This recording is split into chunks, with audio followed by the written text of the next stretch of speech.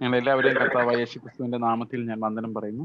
आप सबों को प्रभु यीशु मसीह के नाम पर मैं वंदना पेश करता हूं. ഇന്ന് നമ്മൾ നമ്മുടെ ഐഡന്റിറ്റി അല്ലെങ്കിൽ നമ്മൾ ആരാണ് എന്ന ചോദ്യത്തിന്റെ ഉത്തരത്തിലേക്കാണ് പോകാൻ ശ്രമിക്കുന്നത്. आज हम हमारा पहचान क्या है, हम कौन है, इस विषय में आगे देखने जा रहे हैं. നമുക്ക് ഇന്ന് അറിയാൻ പറ്റാതെ പോകുന്ന ഒരു കാര്യവും കൂടിയാണിത്. और हम आज इस बात को जानते भी नहीं हैं.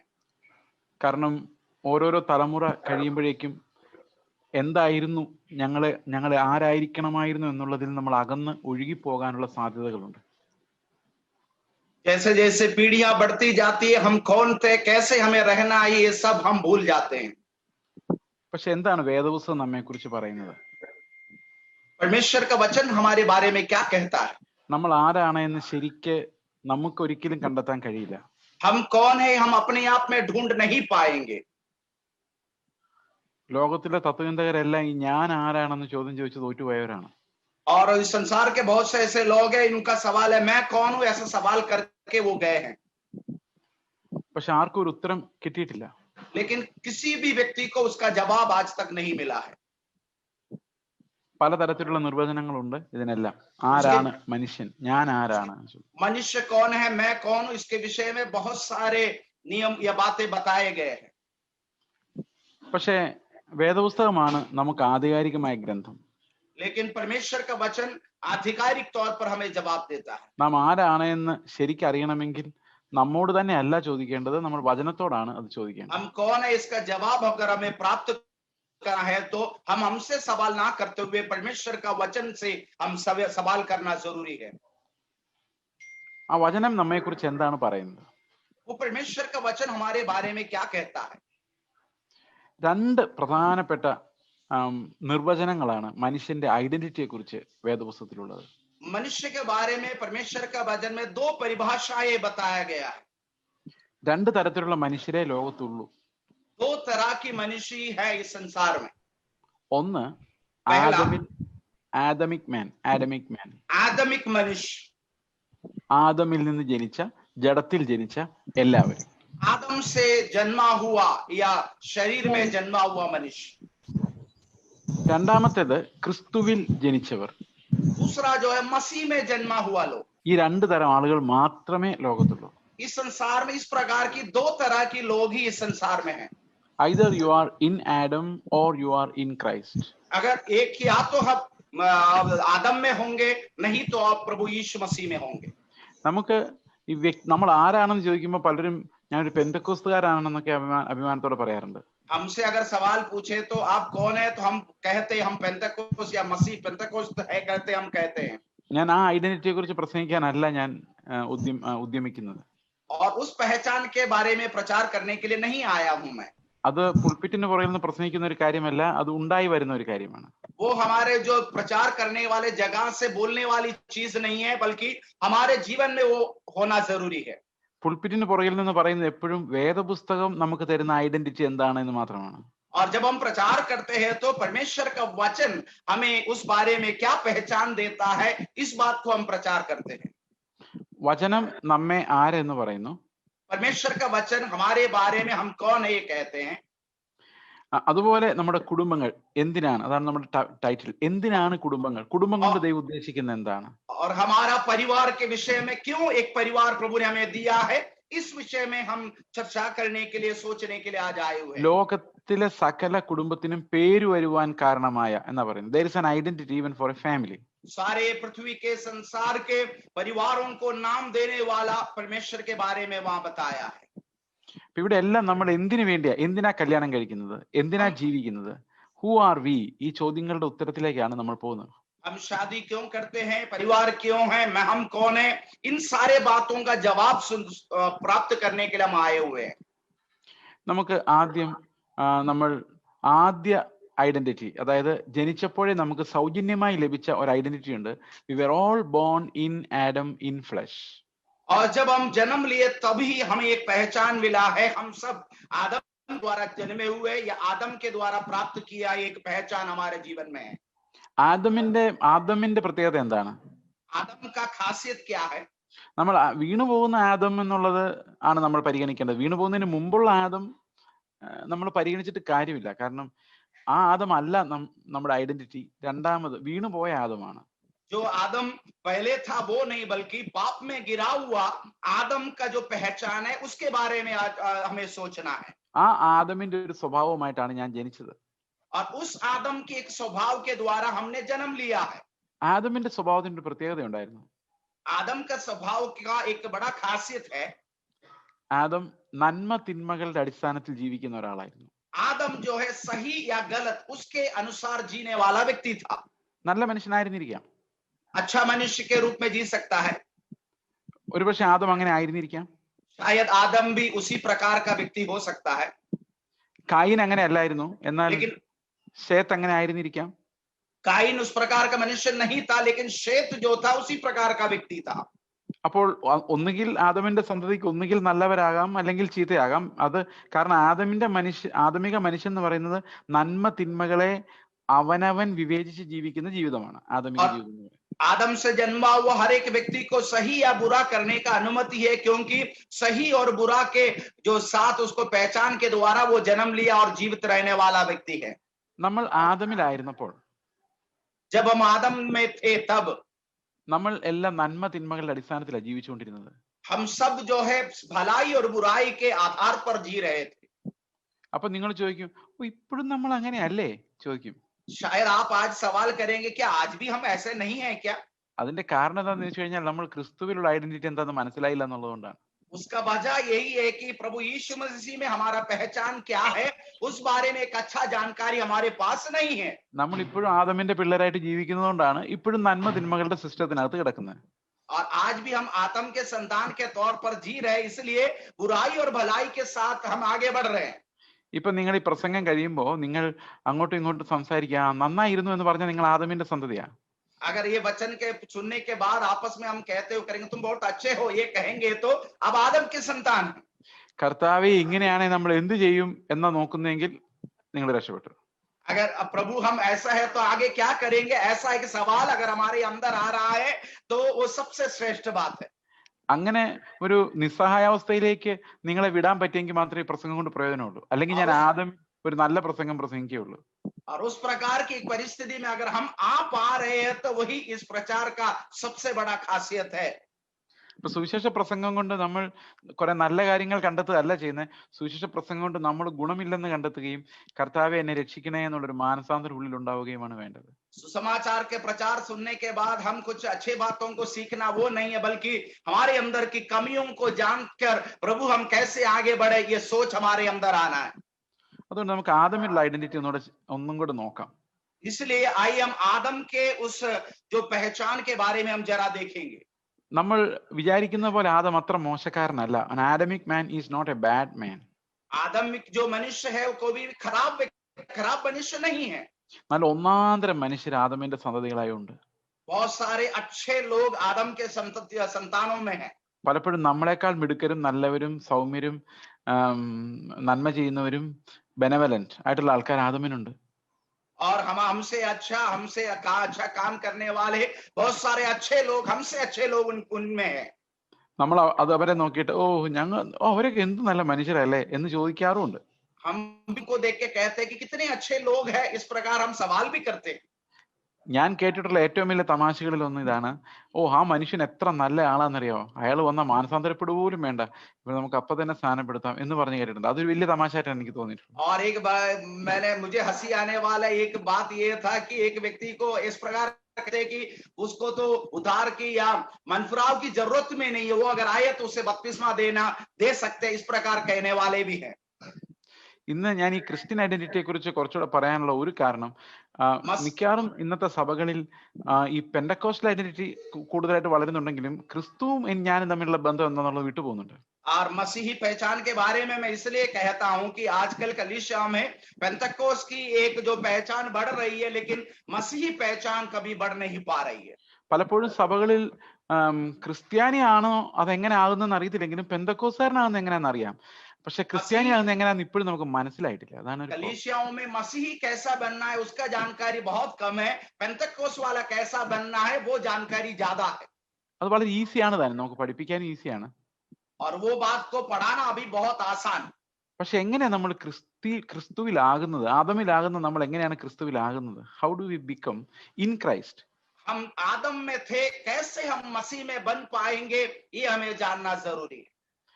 ഒരു ഒരു നല്ല സഭയിൽ എത്തുന്നതിനെ കുറിച്ചല്ല ഞാൻ പറയുന്നത്.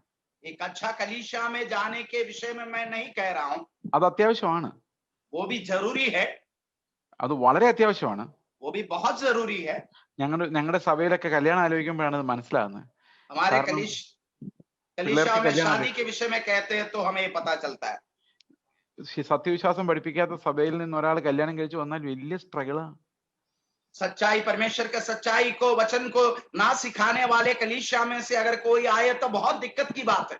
പുറമെ നോക്കുമ്പോ എല്ലാം പെന്തക്കോസ്തുകാരാ, बाहर से देखे तो हर एक मनुष्य जो व्यक्ति जो है पेंतेकोस्त वाला है, പക്ഷെ എല്ലാരും ക്രിസ്തുവിലായിട്ടില്ല. लेकिन हर एक मनुष्य जो है प्रभु में नहीं हुए हैं। ക്രിസ്തുവിലാകാത്തവർ എത്ര നല്ല പെന്തക്കോസ്തുകാരനാണെങ്കിലും ജഡമാണ്. प्रभु में ना होते हुए कितना भी अच्छा पेंतेकोस्त वाला वो शारीरिक है। അപ്പൊ നമ്മുടെ യഥാർത്ഥ ഐഡന്റിറ്റി എന്ന് പറയുന്നത് ഇൻ ക്രൈസ്റ്റ് എന്നുള്ള ഐഡന്റിറ്റിയിലേക്ക് നമ്മൾ വരണം.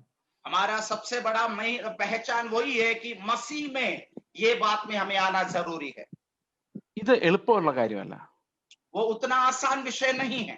ഇനി എളുപ്പമല്ല എന്ന് ഞാൻ പറയുന്നതിനേക്കാളും നല്ലത് അത് ഒരു മനുഷ്യനും സാധിക്കുന്ന കാര്യമല്ല എന്ന് പറയുന്നതാണ്. और वो उतना आसान नहीं है जिससे होना भी मुश्किल है, मनुष्य से होना मुश्किल है। മനുഷ്യന്റെ പ്രയത്നത്താൽ ഒരിക്കലും നമുക്ക് ക്രിസ്തുവിലാകാനോ ക്രിസ്തുവിന്റെ ശിഷ്യനാകാനോ ഒന്നും പറ്റില്ല. मनुष्य अपने प्रयत्न के द्वारा मसीह में होना, मसीह में जीना, ये नहीं हो पाएगा। നമുക്ക് നന്നാകാൻ പറ്റും, हम चाहे तो अच्छा बन सकते हैं അപ്പൊ കുറച്ചുകൂടെ നല്ല ആദമാകാൻ പറ്റും, और थोड़ा अच्छा आदम बन सकते हैं, ബട്ട് ക്രിസ്തു ആകാൻ പറ്റില്ല. लेकिन मसीह बन नहीं सकता, ക്രിസ്തുവിലാകാൻ പറ്റില്ല. मसीह में बन नहीं सकता। ഈ ആദമിന്റെ ലൈഫിൽ ഒരു പ്രത്യേകതയുണ്ട്. इस आदम का जीवन में एक खासियत है। ആദമിനെ ദൈവം സൃഷ്ടിക്കുമ്പോൾ आदम को जो परमेश्वर ने बनाया, അവൻ ആത്മാവും ദേഹിയും ദേഹവും ഉണ്ടായിരുന്നു. और प्राण, देही, शरीर और आत्मा तीनों था। ആത്മാവ് എന്തിനു വേണ്ടിയുള്ളതാണ്? आत्मा किस लिए है? ആത്മാവ് ദൈവത്തെ അറിയാൻ വേണ്ടി മാത്രമുള്ളതാണ്. वो परमेश्वर को जानने के लिए है सिर्फ। അതുകൊണ്ടാ ആത്മാവാണ് ജീവിപ്പിക്കുന്നതെന്ന് കർത്താവ് പറഞ്ഞു. इसलिए कहते हैं कि आत्मा जीवन को देता है, जीवन ജീവൻ देता എന്ന് है। പറഞ്ഞാൽ എന്താ? जीवन क्या है? ഏകസത്യതയുമായി നിന്നെയും നീ അയച്ചവനായ ക്രിസ്തുവിനെ അറിയുന്നതാണ് ജീവൻ.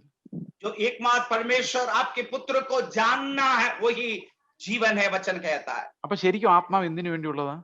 अगर सही तरीके से पूछे तो आत्मा किस लिए है? ദൈവത്തെ അറിയാൻ വേണ്ടിയുള്ളതാ, परमेश्वर को जानने के लिए है, ക്രിസ്തുവിനെ അറിയാൻ വേണ്ടിയുള്ളതാ. प्रभु यीशु को जानने के लिए है। വേറൊരു ഫംഗ്ഷനും ആത്മാവിനില്ല. ബേസിക് ഫംഗ്ഷൻ അതാണ്. आत्मा का प्रधान जो उद्देश्य, काम वही है।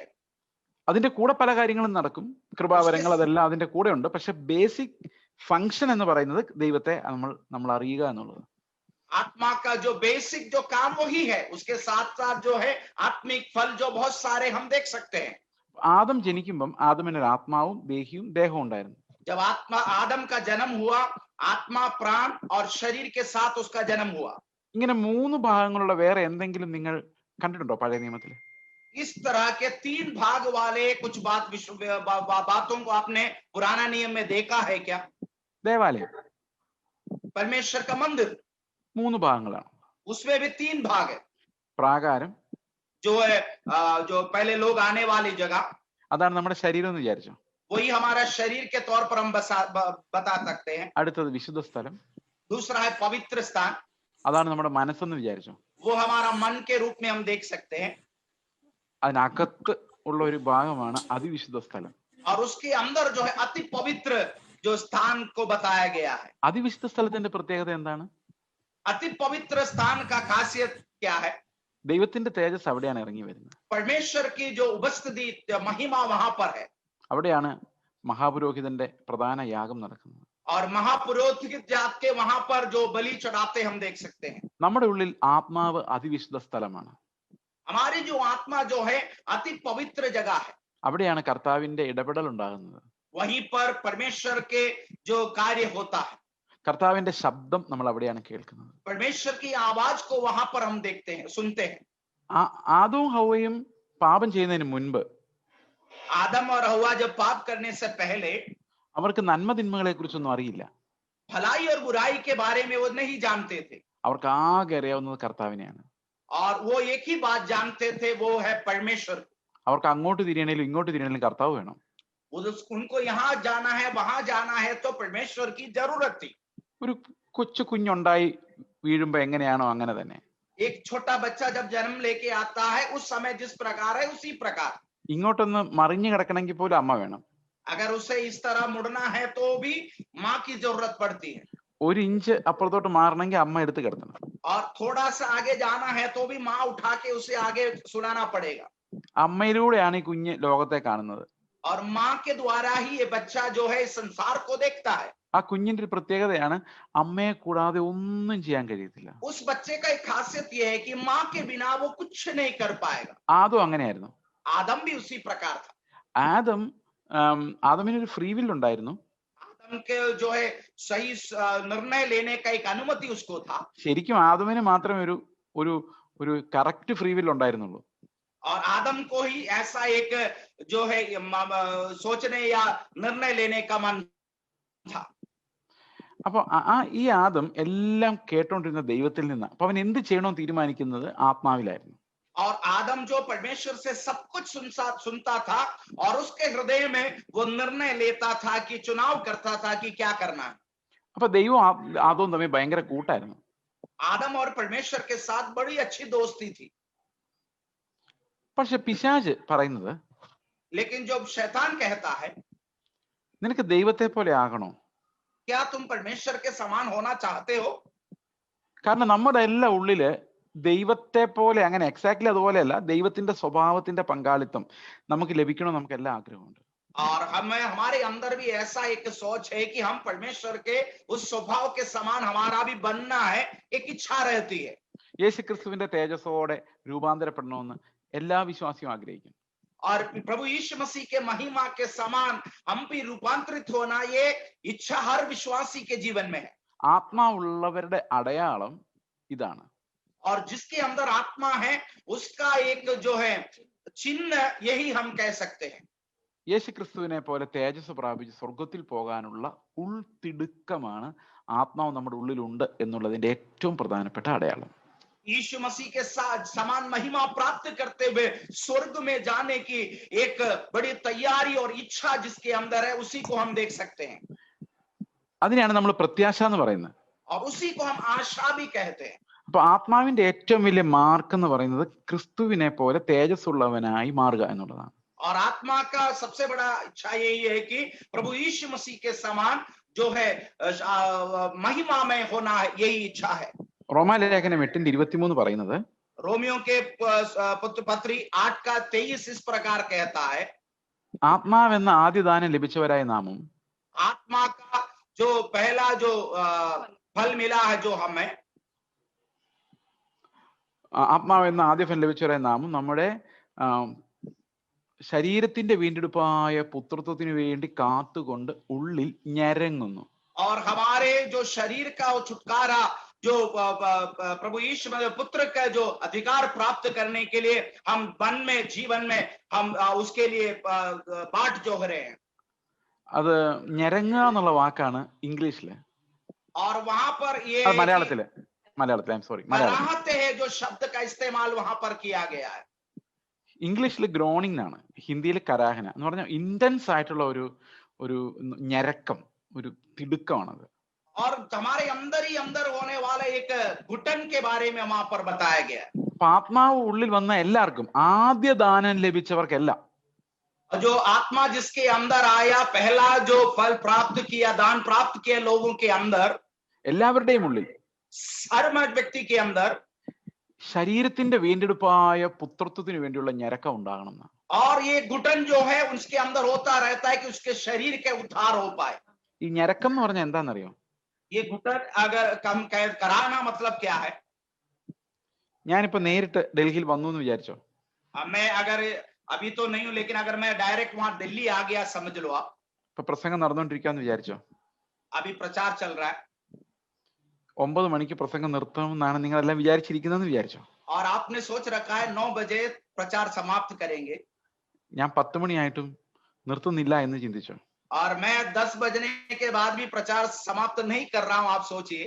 അപ്പൊ ഓർഗനൈസേഴ്സിനും മുമ്പിൽ ഇരിക്കുന്നവർക്കും തോന്നുന്ന ഫീലിങ്ങിനെയാണ് ഞരക്കം എന്ന് പറയുന്നത്. और जिसने एक कार्यक्रम को बनाया, तैयार किया है, और सामने बैठने वाले लोगों के मन में जो होता है उसी को ही कराहना या घुटन कहते हैं। ഇത് എപ്പോ അവസാനിക്കും? ये कब समाप्त होगा? അവസാനിക്കാറായി എന്ന് തോന്നുമ്പോ പാസ്റ്റർ പറയും ഒരു വാക്യം കൂടെ വായിച്ചിട്ടെന്ന് പറയും. ऐसे सोचते हैं कि अभी समाप्त हो जाएगा, तो पासवान कहता है और एक वचन मैं पढ़ता हूं। വീട്ടിൽ പോയി ആഹാരം വെച്ച് കഴിക്കണം, ആകെ ഞരങ്ങും. ഇതിനാണ് ഞരക്കം എന്ന് പറയുന്നത്. और घर जाकर खाना बना के खाना, ये सब सोच के हमारे अंदर कराहना है, घुटन की एक अनुभव आता है। അങ്ങനെ കർത്താവ് വരാൻ വേണ്ടി കാത്തിരിക്കുന്നതിനെയാണ് നമ്മൾ പ്രത്യാശ എന്ന് പറയുന്നത്. और उस प्रकार प्रभु यीशु मसीह के आगमन के लिए जो बैठे हैं, उसी को हम आशा कहते हैं। ഓ എന്താ വരാത്തെ, കർത്താവ് ഇന്ന് വന്നില്ലല്ലോ, അങ്ങനത്തെ ഒരു ഫീലിംഗ്. और क्यों परमेश्वर आज नहीं आया, इस प्रकार का एक विचार सोच। അപ്പൊ ആത്മാവുള്ള ആർക്കെല്ലാം, ദൈവത്തിന്റെ ജീവനുള്ളവർക്കെല്ലാം ആ ഒരു ശരീരത്തിന്റെ വീണ്ടെടുപ്പിന് വേണ്ടിയുള്ള ഒരു ഞരക്കമുണ്ട്. ആദമിന്റെ ഉള്ളിലും ആഗ്രഹം ഉണ്ടായിരുന്നു തീർച്ചയായും. और जो परमेश्वर का आत्मा प्राप्त की हर एक मनुष्य के अंदर इस प्रकार का एक आशा है, आदम के जीवन में भी था। നേരെ പക്ഷെ അവൻ പിശാചിന്റെ മുമ്പിലാണ് അകപ്പെട്ടത്. लेकिन वो जाकर शैतान के सामने आके खड़ा हो गया। അവൻ എന്ന് പറയുന്ന അവൾ എന്ന് പറയുന്ന സെയിമാ, ഒരാൾ തന്നെയാ. और वो या दोनों बोलेंगे तो भी एक समान है, वो जो पुरुष या स्त्री दोनों एक समान है। ഹവ്വ പോയ ആദം പോയ പോലെ തന്നെയാ. अगर हव्वा गई तो आदम भी गया, उसी समान है वो। പിശാച് അവരോട് പറയുന്നത്, शैतान उनसे कहता है, നിനക്ക് ദൈവത്തെ പോലെ ആകണോ? क्या आपको इस परमेश्वर के समान बनना है? ഞാൻ വഴി പറഞ്ഞുതരാം. मैं एक रास्ता आपको बताता हूं। നീ ഇങ്ങനെ ആത്മാവിൽ ജീവിക്കുന്നതുകൊണ്ട് നിനക്കൊരു കുറവുണ്ട്. आज तो आत्मा में जी रहा, इसलिए तुम में एक कमी है। നിനക്ക് എന്തിനും ദൈവത്തെ ആശ്രയിക്കണം. कुछ भी हो तो परमेश्वर पर आश्रय रखना पड़ेगा। അങ്ങോട്ട് തിരിയണിലും ഇങ്ങോട്ട് തിരിയണിലും ദൈവത്തെ ആശ്രയിക്കണം. इधर चाहे उधर जाए, कहीं भी जाना हो तो परमेश्वर पर आश्रय रखना पड़ेगा। ഇനി ദൈവത്തെ നോക്കിക്കേ, ദൈവം ആരെ ആശ്രയിക്കുന്നില്ല. देखो परमेश्वर को देखो, वो किसी की सहायता या मदद नहीं लेता है। നിനക്ക് അതുപോലെ ആകണ്ടേ? क्या आपको भी ऐसा नहीं बनना है? എത്ര മനോഹരമായ ചോദ്യം. इतना अच्छा एक सवाल है, പക്ഷെ ഇവിടെ വലിയൊരു കുരുക്കുണ്ടായിരുന്നു. लेकिन वहां पर एक बड़ा फंदा है। ശരിക്കും നമുക്ക് ദൈവത്തിന്റെ ചില ഗുണങ്ങൾ ഒരിക്കലും കിട്ടില്ല. हम जानना जरूरी है कि परमेश्वर का कुछ जो खूबियों को स्वभाव हमें नहीं मिल पाएगा। അവന്റെ സ്വതന്ത്രത, സൃഷ്ടിയെ ആശ്രയിക്കാത്ത അവന്റെ സ്വഭാവം, जो उसका जो स्वतंत्रता है, जो सृष्टि पर आश्रय ना रखने वाला जो स्वभाव है, वो അവൻ ആരെയും ആശ്രയിക്കുന്നില്ല. वो किसी को अभी आश्रय भरोसा नहीं रखता। അത് ദൈവത്തിന് മാത്രമുള്ള സ്വഭാവമാണ്, അത് നമുക്ക് ഒരിക്കലും കിട്ടത്തില്ല.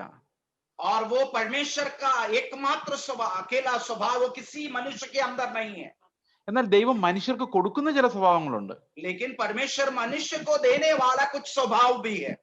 ആത്മീക സ്വഭാവം, आत्मिक जो स्वभाव है, സ്നേഹം, प्रेम, ദീർഘക്ഷമ, जो धीरज, കരുണ, करुणा, ഇങ്ങനെയുള്ളതൊക്കെ ദൈവം നമുക്ക് തരും. ये सब परमेश्वर हमें देता है। യേശുക്രിസ്തു ഈ ഭൂമിയിൽ ജീവിച്ചിരുന്നപ്പോൾ അവനിലൂടെ എന്തെല്ലാം സ്വഭാവങ്ങൾ വെളിപ്പെട്ടോ ആ അനുഗ്രഹങ്ങളെല്ലാം ദൈവം നമുക്ക് തരും. प्रभु यीशु मसीह संसार में जिया, उनके द्वारा जो भी स्वभाव प्रकट हुआ, वो सब परमेश्वर हमें दे सकता है। സാത്താൻ ഇവന് കൊടുക്കുന്ന ഒരു വഴി, शैतान इसको एक रास्ता ये दिखाता है, നിനക്ക് ദൈവത്തെ പോലെ ആകണമെങ്കിൽ നീ ആദ്യം സ്വതന്ത്രനാകണമെന്നാ. അതൊരിക്കലും സാധ്യമല്ലായിരുന്നു. और उनसे कहता है कि तू परमेश्वर के समान बनना है तो तू अपने आप में स्वतंत्र बनना पड़ेगा। അപ്പൊ സ്വതന്ത്രമായിട്ട് കാര്യങ്ങൾ ചെയ്യണമെങ്കിൽ എന്താ വഴി? अगर स्वतंत्र बनते हुए काम करना है तो क्या रास्ता है? നന്മ തിന്മകൾ തിരിച്ചറിയണം. भलाई और बुराई को पहचानना जरूरी है। നമ്മുടെ പിള്ളേർ അങ്ങനെ നന്മയും തിന്മയും തിരിച്ചറിഞ്ഞ് തുടങ്ങുമ്പോഴല്ലേ നമ്മൾ ഒരു ഒറ്റയ്ക്ക് വിടുന്നത്. हमारे बच्चे जो भलाई बुराई जब समझने लगते हैं, तभी उन्हें हम अकेला छोड़ते हैं। അപ്പൊ ഇൻഡിപെൻഡന്റ് ആകുക എന്ന് പറഞ്ഞാൽ അർത്ഥം നന്മയും തിന്മയും തിരിച്ചറിയുക, അതായത് എന്ത് ചെയ്യണം എന്ത് ചെയ്യണ്ട എന്ന് സ്വയമേ അസസ് ചെയ്യാനുള്ള കഴിവുണ്ടാവുക. इंडिपेंडेंट होना मतलब यही है कि भलाई बुराई क्या है समझकर उसे करना, वही है। അപ്പൊ സാത്താൻ പറഞ്ഞു കൊടുക്കുന്ന വഴി നീ നന്മയും തിന്മയും അറിഞ്ഞിട്ട് നന്മ ചെയ്ത് ചെയ്ത് ചെയ്ത് ചെയ്ത് അങ്ങനെ ദൈവത്തെ പോലെ ആകാവുന്നതാണ്. और शैतान उसको बताता है, तू भलाई और बुराई के बारे में समझते हो, भलाई कर करके तुम परमेश्वर के समान बन पाओगे। പക്ഷെ അവിടെ വേറൊരു കുഴപ്പം അവന് മറച്ചു വെച്ചു. എന്താണെന്നറിയോ? लेकिन एक बात को शैतान ने छुपा के रखा। ഈ നന്മ തിന്മകളുടെ തീരുമാനം വരുന്നത് ആത്മാവിലല്ല, അത് പ്രാണനിലാണ്. और जो भलाई और बुराई का जो निर्णय जो होता है वो आत्मा में नहीं होता है बल्कि प्राण में होता है। ആണോ? നിങ്ങളൊന്ന് ആലോചിച്ച് നോക്കി. क्या आप इस जरा सोचिएगा इस विषय में। നിങ്ങൾക്ക് രാവിലെ ചപ്പാത്തി വേണോ, അവിടുത്തെ എന്താ പൂരി വേണോ, എങ്ങനെ തീരുമാനിക്കുന്നത്? ആത്മാവിലാണോ? അല്ല, പ്രാണനിലാണ് തീരുമാനിക്കുന്നത്. और आपका जीवन में जो भी अगर सुबह रोटी चाहिए या खाने के लिए और चाहिए, इसका जो सवाल जवाब वो प्राण में होता है। ഒരു കടയിൽ ചെന്നിട്ട് ഈ ഡ്രസ്സ് വാങ്ങിക്കണോ ആ ഡ്രസ്സ് വാങ്ങിക്കണോ, ആത്മാവാണോ നിങ്ങൾക്ക് പറഞ്ഞു തരുന്നത്? ആത്മാവിന് ഏത് ഡ്രസ്സ് ഇട്ടാലും കുഴപ്പമില്ല, മാന്യമായിരിക്കണം എന്നേ ഉള്ളൂ. നിങ്ങളുടെ പ്രാണനാണ് ചിലത് നല്ലതെന്നും ചിലത് മോശമെന്നും തോന്നുന്നത്.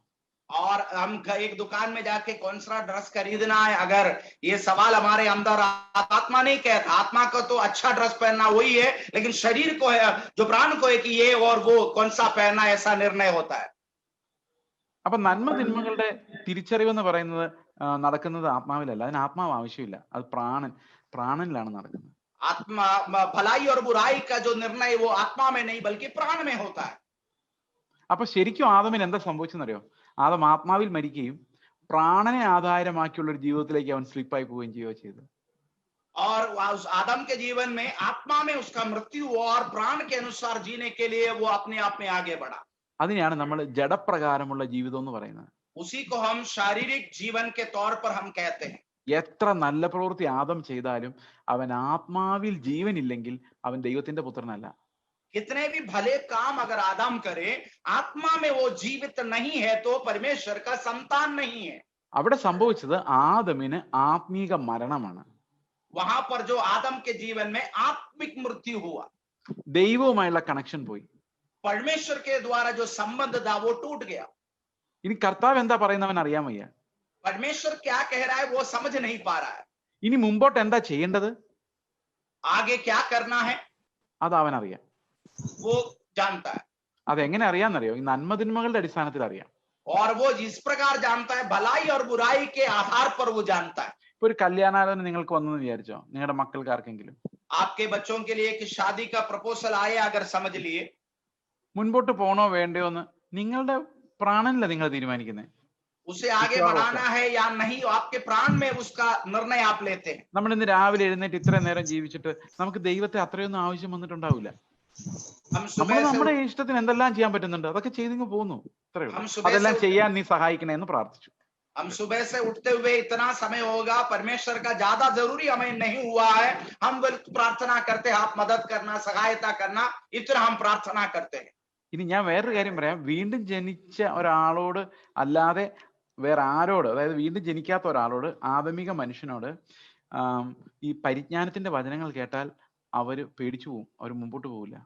और जिस व्यक्ति को इस आत्मा में जन्म नहीं लिया, आदमिक मनुष्य के तौर पर जी रहे, वो जो है इस वचन के गहराई को वो समझ नहीं पाएंगे। അപ്പൊ നമ്മുടെ ആദ്യത്തെ ഐഡന്റിറ്റി എന്ന് പറയുന്നത് നമ്മളെല്ലാവരും നന്മ തിന്മകളുടെ അടിസ്ഥാനത്തിൽ ജീവിക്കുന്ന സോളിഷ് ബീയിങ്സ് ആയിരുന്നു എന്നുള്ളതാണ്.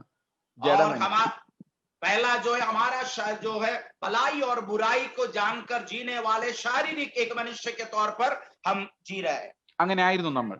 हम उसी प्रकार है। അപ്പൊ നിങ്ങൾ ഇപ്പോഴും അങ്ങനെയൊക്കെ തന്നെയല്ലേ പാസ്റ്റർ എന്ന് വെച്ചാൽ എനിക്കതിന് മറുപടി ഒന്നുമില്ല. കാരണം അങ്ങനെയൊക്കെ ആണെങ്കിൽ അതിന്റെ കുഴപ്പമുണ്ടെന്നാണ് അർത്ഥം. आज भी हम उसी प्रकार शारीरिक बनकर जी रहे हैं तो उसमें कुछ कमियां हैं। ഓക്കെ, ഞാൻ അതിന്റെ എക്സാമ്പിൾ ഇപ്പൊ പറയുന്നില്ല. എന്റെ മനസ്സിലേക്ക് ഒരു എക്സാമ്പിൾ വന്നു. ഇപ്പൊ പറഞ്ഞ ചിലപ്പോൾ നിങ്ങൾ ചില ആളുകളെങ്കിലും ഭയപ്പെടും, അതുകൊണ്ട് ഇപ്പൊ പറയുന്നില്ല, പിന്നെ പറയാം. ഓക്കെ, उस प्रकार का एक उसका उदाहरण मेरे मन में आया, लेकिन अभी मैं कहूंगा तो आप लोग सब डर जाओगे. അപ്പൊ നാളത്തെ മീറ്റിംഗ് ചിലപ്പോൾ നിങ്ങൾ വന്നില്ലെന്ന് വരും. നാളെ കൂടെ വന്നിട്ട് പറയാം. कल का मीटिंग में आप नहीं आप आओगे, आप आने के बाद मैं कहूंगा. ഓക്കെ, അപ്പൊ പരിജ്ഞാനത്തിന്റെ വചനങ്ങൾ എന്ന് പറയുന്നത് വീണ്ടും ജനിച്ച ഒരാൾക്ക് മാത്രമേ ദഹിക്കുകയുള്ളൂ, മനസ്സിലാവുള്ളൂ ദൈവരാജ്യത്തിന്റെ മർമ്മങ്ങൾ.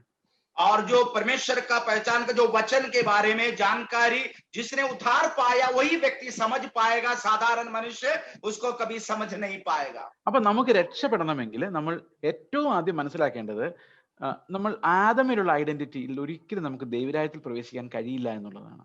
हमें एक बात समझना है, आदमिक पहचान के द्वारा हम कभी भी स्वर्ग के राज्य में प्रवेश नहीं कर पाएंगे.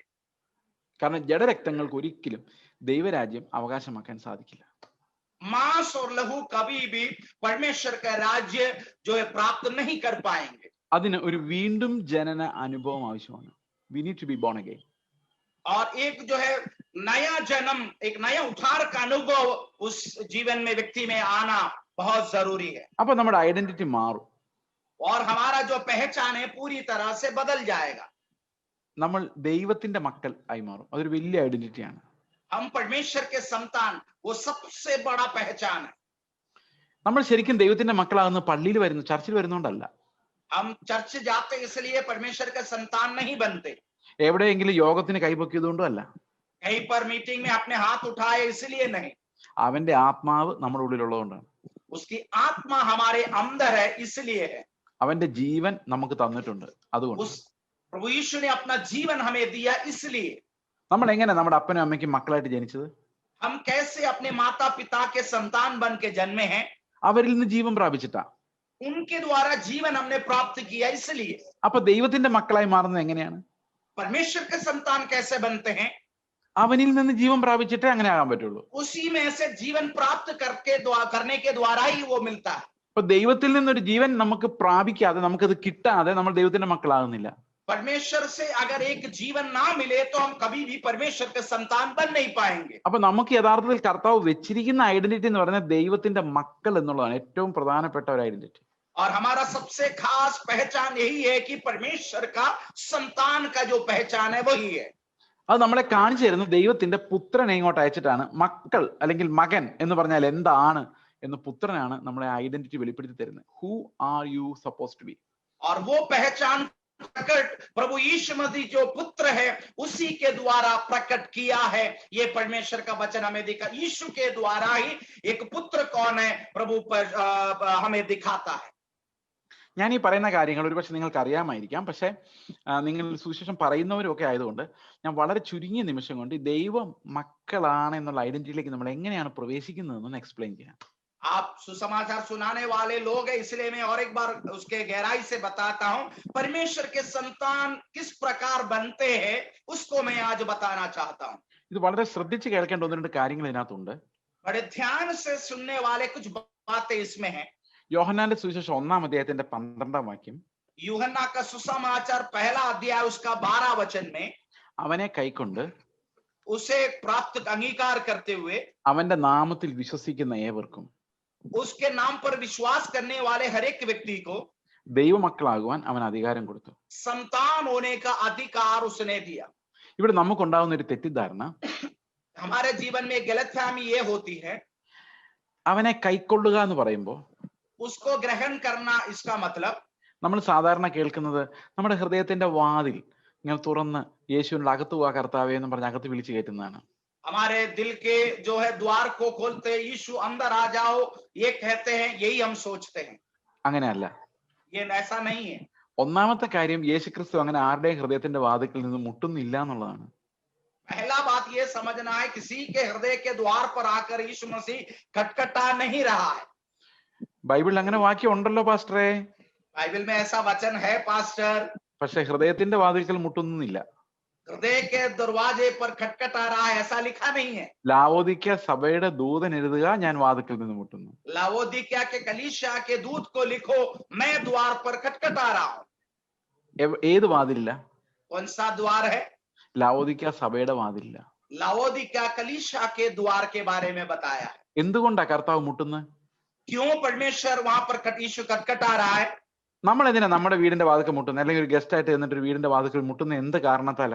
हम किसी घर में गेस्ट बन के जाते हैं तो खटखटाते, दरवाजे को खटखटाते क्यों है? വെളിയിലായതുകൊണ്ട്.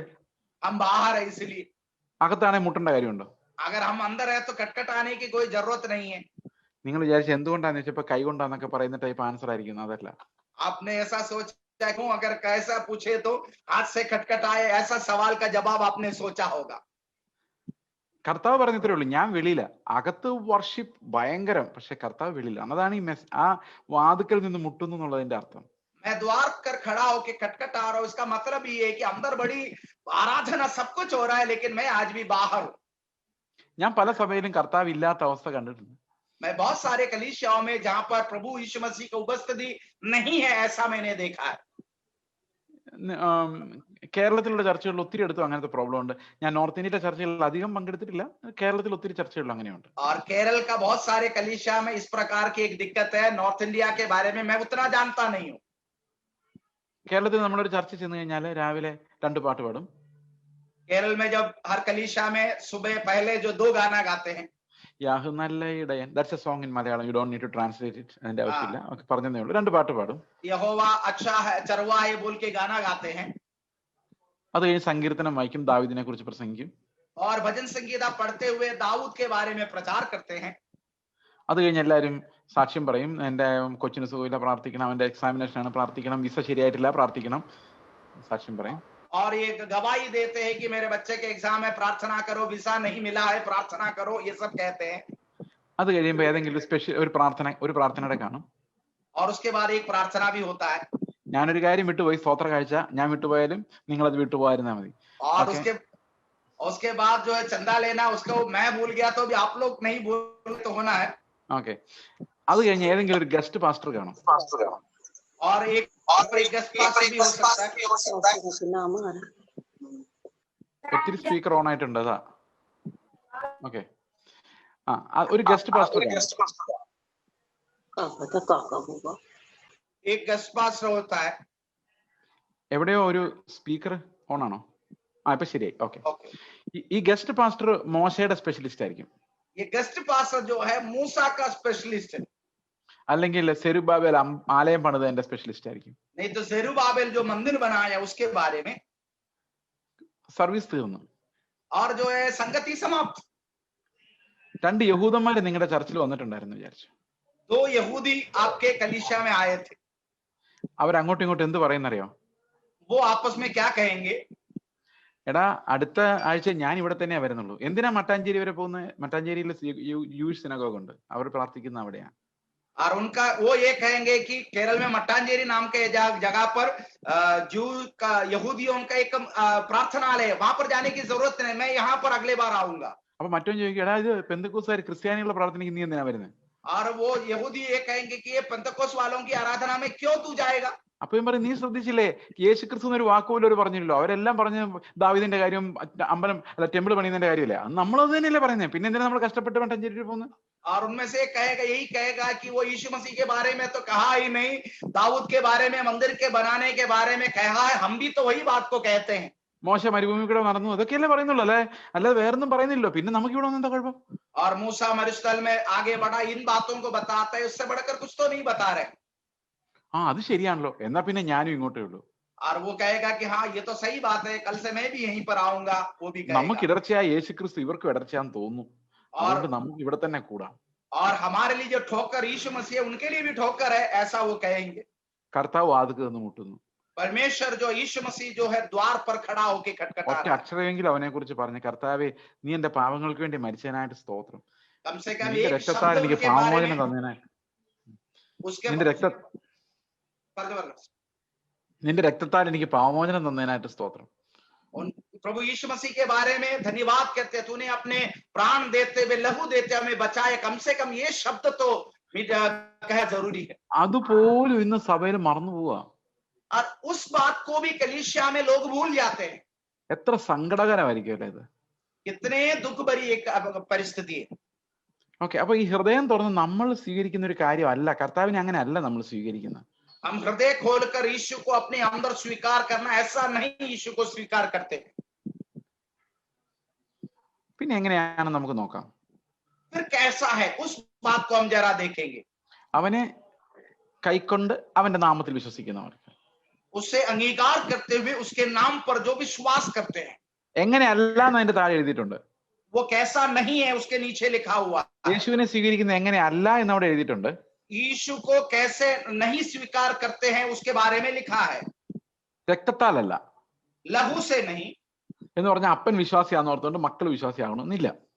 बाप जो है विश्वासी इसलिए बच्चे विश्वासी हो पाएंगे, ऐसा नहीं है. രക്തം വഴി മക്കൾ അങ്ങനെ ക്രിസ്ത്യാനികളാവില്ല. लहू से जो है बच्चों से बच्चे ऐसा मसीह नहीं बनते. പിന്നെ അടുത്തതാണ് നമുക്ക് ഏറ്റവും വലിയ പ്രശ്നം. दूसरा जो है उससे और खास बात विषय है, ജഡത്തിന്റെ ഇഷ്ടത്താലല്ല, शरीर की इच्छा से नहीं है. ഞാൻ തീരുമാനം എടുത്തു ബ്രദറെ, ഞാൻ ഇന്ന് മുതൽ ക്രിസ്ത്യാനിയാണ്. मैंने ये निर्णय लिया कि मैं मांस बन के जीऊंगा, നടക്കൂല. वो भी हो नहीं पाएगा। എന്തുകൊണ്ടാണെന്നറിയോ? उसका वजह क्या है? നമ്മൾ എത്ര തീരുമാനം എടുത്താലും हम कितने भी निर्णय ले, 2-3 ദിവസത്തിനുള്ളിൽ നമ്മൾ തീരുമാനം എടുത്തു തന്നെ മറന്നുപോകും. 2-3 दिन के बाद क्या निर्णय लिया था यही हम भूल जाएंगे। അത്രയും കപ്പാസിറ്റി ഉള്ളൂ തീരുമാനം എടുത്ത് രക്ഷിക്കപ്പെട്ടവർക്ക്. उतना ही कैपेसिटी है जो निर्णय लेकर जो उधार पाए हुए लोग। അവർ പണ്ടെങ്ങാണ്ട് ഞാൻ ഇങ്ങനെ പറഞ്ഞിട്ടുണ്ടെന്ന് ഓർക്കുന്നുള്ളതല്ലാതെ അതിനോട് ചേർന്ന് വന്ന വികാരങ്ങൾ അങ്ങ് മറന്നുപോകും. और उनको यही है कि पहले शायद मैंने ऐसा कहा था, ये एक बात जानकारी होगा, लेकिन उस समय जो उनके मन के भाव था वो उनके जीवन में नहीं रहेगा। ഇപ്പൊ നിങ്ങളുടെ ഹൃദയത്തിലെല്ലാം വന്നൊരു ചോദ്യം ഇതാണ്, തീരുമാനം എടുത്താലും പറ്റത്തില്ല. അപ്പൊ ഞങ്ങളുടെ പാസ്റ്റർമാരെല്ലാം പറഞ്ഞ് ഇന്നൊരു പ്രസംഗം കേട്ട് തീരുമാനം എടുക്കാതെ പോകരുതെന്നാണല്ലോ പറയുന്നത്. എന്റെ പ്രിയ സഹോദരങ്ങളെ, തീരുമാനം എടുത്തിട്ട് യാതൊരു കാര്യമില്ല. അങ്ങനെ തീരുമാനം എടുക്കാതെ നമ്മൾ പണ്ടേ നന്നായി വിശുദ്ധരായി കർത്താവ് നമ്മളെ കൊണ്ടുപോയിനെ. आपको मन के अंदर एक सवाल ऐसा हो रहा हो कि पासवान तो कहते आज निर्णय लेके जाओ सब सही हो जाएगा। मेरा ये कहना है कि ऐसा निर्णय कितने भी ले लो कोई बदलाव उसमें नहीं आएगा। എന്തോരം തീരുമാനങ്ങളാണ് നമ്മൾ എടുക്കുന്നത്. രാവിലെ എഴുന്നേറ്റ് പ്രാർത്ഥിക്കാൻ പോകുന്നു, സുവിശേഷം പറയാൻ പോകുന്നു, വിശുദ്ധരായിട്ട് ജീവിക്കാൻ പോകുന്നു. എന്തേലും നടന്നിട്ടുണ്ടോ? इतना निर्णय हमने लिया, सुबह सुबह प्रार्थना करेंगे, पवित्रताई का जीवन बिताएंगे, ऐसे बहुत सारे निर्णय लिया, क्या हुआ? कुछ नहीं हुआ। ഓരോ വർഷം മുമ്പോട്ട് ചെല്ലുന്തോറും ആദ്യ സ്നേഹം കുറഞ്ഞു കുറഞ്ഞു വരുന്നതല്ലാതെ നന്നായി കാണുന്നില്ല. और हर साल जब आगे बढ़ते हैं तो जो पहला प्रेम है वो कम होते होते जा रहा है, उससे बढ़कर नहीं हो रहा है। ഞാൻ പറഞ്ഞ സത്യമാണോ? क्या मैंने जो कहा वो सही है ना? നമ്മൾ ഇത് എങ്ങനെയാ നമ്മൾ രക്ഷപ്പെടുന്നതെന്നായി പറയുന്നത്? मैं ये कहता हूं कि हम किस प्रकार बच पाएंगे, इस बारे में मैं कहता हूं। ഓക്കെ, ഞാൻ എപ്പോഴും പറയുന്ന ഒരു കാര്യമാണ്, നമ്മൾ എന്ത് ചെയ്യുന്നു എന്നുള്ളതല്ല, നമ്മൾ ആരായി മാറുന്നു എന്നുള്ളതാണ്. Identity is more important than our works. हम क्या कर रहे ये नहीं, बल्कि हम कौन बन रहे यही बात सबसे श्रेष्ठ है। And so identity is more important than what works we do. और हमारा पहचान जो है हमारे काम से बढ़कर है। Okay, so let's see. നമുക്ക് നോക്കാം എന്താ സംഭവിക്കുന്നത്. क्या है करके हम देखेंगे। എങ്ങനെ അല്ല നമ്മൾ പറഞ്ഞു, ഇനി എങ്ങനെയാണെന്ന് പറയാൻ പോവാ. कैसे नहीं है हमने सोचा, अब कैसा होना है इस बारे में हम देखेंगे। അവനെ കൈക്കൊള്ളുന്നത് എങ്ങനെയാണ്? उसको अंगीकार कैसे हम कहते हैं, ग्रहण कैसे करते हैं। യോഹന്നാൻ അവിടെ അതിന് ഉത്തരം പറയുന്നില്ല. यूहन्ना उस विषय में जवाब नहीं दे रहा है, ആ ഭാഗത്ത് പറയുന്നില്ല, उस जगह पर नहीं दे रहा है। എന്നാൽ യേശു അത് പറയുന്നുണ്ട് 3-ാം അധ്യായത്തിൽ. लेकिन यीशु मसीह उसके 3रे अध्याय में उसका जवाब दे रहा है। 3-ാം അധ്യായത്തിലും 6-ാം അധ്യായത്തിലുമായിട്ട് കർത്താവ് അത് വിശദീകരിക്കുന്നുണ്ട്, എങ്ങനെയാണ് നമ്മൾ ദൈവത്തിന്റെ മക്കൾ എന്ന അവസ്ഥയിലേക്ക് വരുന്നത്. 3रे अध्याय और 6ठे अध्याय में यीशु हम किस प्रकार परमेश्वर का संतान बनेंगे उसका जवाब दे रहा है। 3-ാം വാക്യത്തിൽ യേശു നിക്കോദെമോസിനോട് പറയുകയാണ്, 3 में निकोदेमुस से कहता है, ആമേൻ ആമേൻ ഞാൻ നിന്നോട് പറയുന്നു, പുതുതായി ജനിച്ചില്ല എങ്കിൽ ദൈവരാജ്യം കാണുവാൻ ആർക്കും കഴിയുകയില്ല. मैं तुझसे सच सच कहता हूं, यदि कोई नए सिरे से ना जन्मे तो परमेश्वर का राज्य देख नहीं सकता। നമ്മൾ ഇത്ര നേരം പറഞ്ഞായിട്ട് ഇതിനെ കണക്ട് ചെയ്ത് നോക്കി, തന്നെത്താൻ പറ്റിയല്ല. हम सब इसके जो पूरा जो कहा वो सब कनेक्ट करेंगे, अपने आप से हो नहीं पाएगा। നിങ്ങൾ തന്നെത്താൻ ജനിച്ച ആരെങ്കിലും ഇവിടെ ഇരിപ്പുണ്ടോ എന്ന് കൈവക്കോ. अपने आप से जन्म हुआ कोई है तो आप हाथ उठाइएगा। തീരുമാനം എടുത്ത് ജനിച്ചവര്, ऐसा निर्णय के द्वारा जन्मा हुआ कोई, ഏതായാലും ജനിച്ചേക്കാം, സമയമായി, 1990 എന്നാ പിന്നെ ജനിച്ചേക്കാം, ഏതപ്പൻ വേണം ഏതമ്മ വേണം എന്നാ പിന്നെ ആ വീട്ടിൽ, അങ്ങനെ തീരുമാനം എടുത്ത് ജനിച്ച ആരെങ്കിലും ഉണ്ടോ? किसी ने ऐसा नहीं, 1990 हो गया, अभी जन्म लेना जरूरी है, कौन से माता पिता से जन्म लूं, ऐसा सोचकर किसी ने जन्म लिया है क्या? തീരുമാനം എടുത്ത് ജനിച്ച ആരെങ്കിലും ഉണ്ടോ? മൈക്ക് അങ്ങോട്ട് കൈമാറുക. अगर ऐसा निर्णय लेकर किसी ने भी जन्म लिया है तो माइक आपके हाथ में हम दे रहे हैं। ആർക്കും പറ്റത്തില്ല. कोई किसी भी व्यक्ति से नहीं हो पाएगा। അതുകൊണ്ട് ഒരു കാര്യം ഉറപ്പിച്ചോ, നിങ്ങൾ ആരും തീരുമാനം എടുത്ത് വീണ്ടും ജനിക്കാൻ പറ്റില്ല. और एक बात आपको समझना है कि निर्णय लेने के बाद जन्म ले नहीं पाए, मतलब नया जन्म नहीं ले पाएंगे। ഇവിടെ വളരെ വ്യക്തമായ ഉത്തരം ബൈബിൾ പറയുന്നുണ്ട്.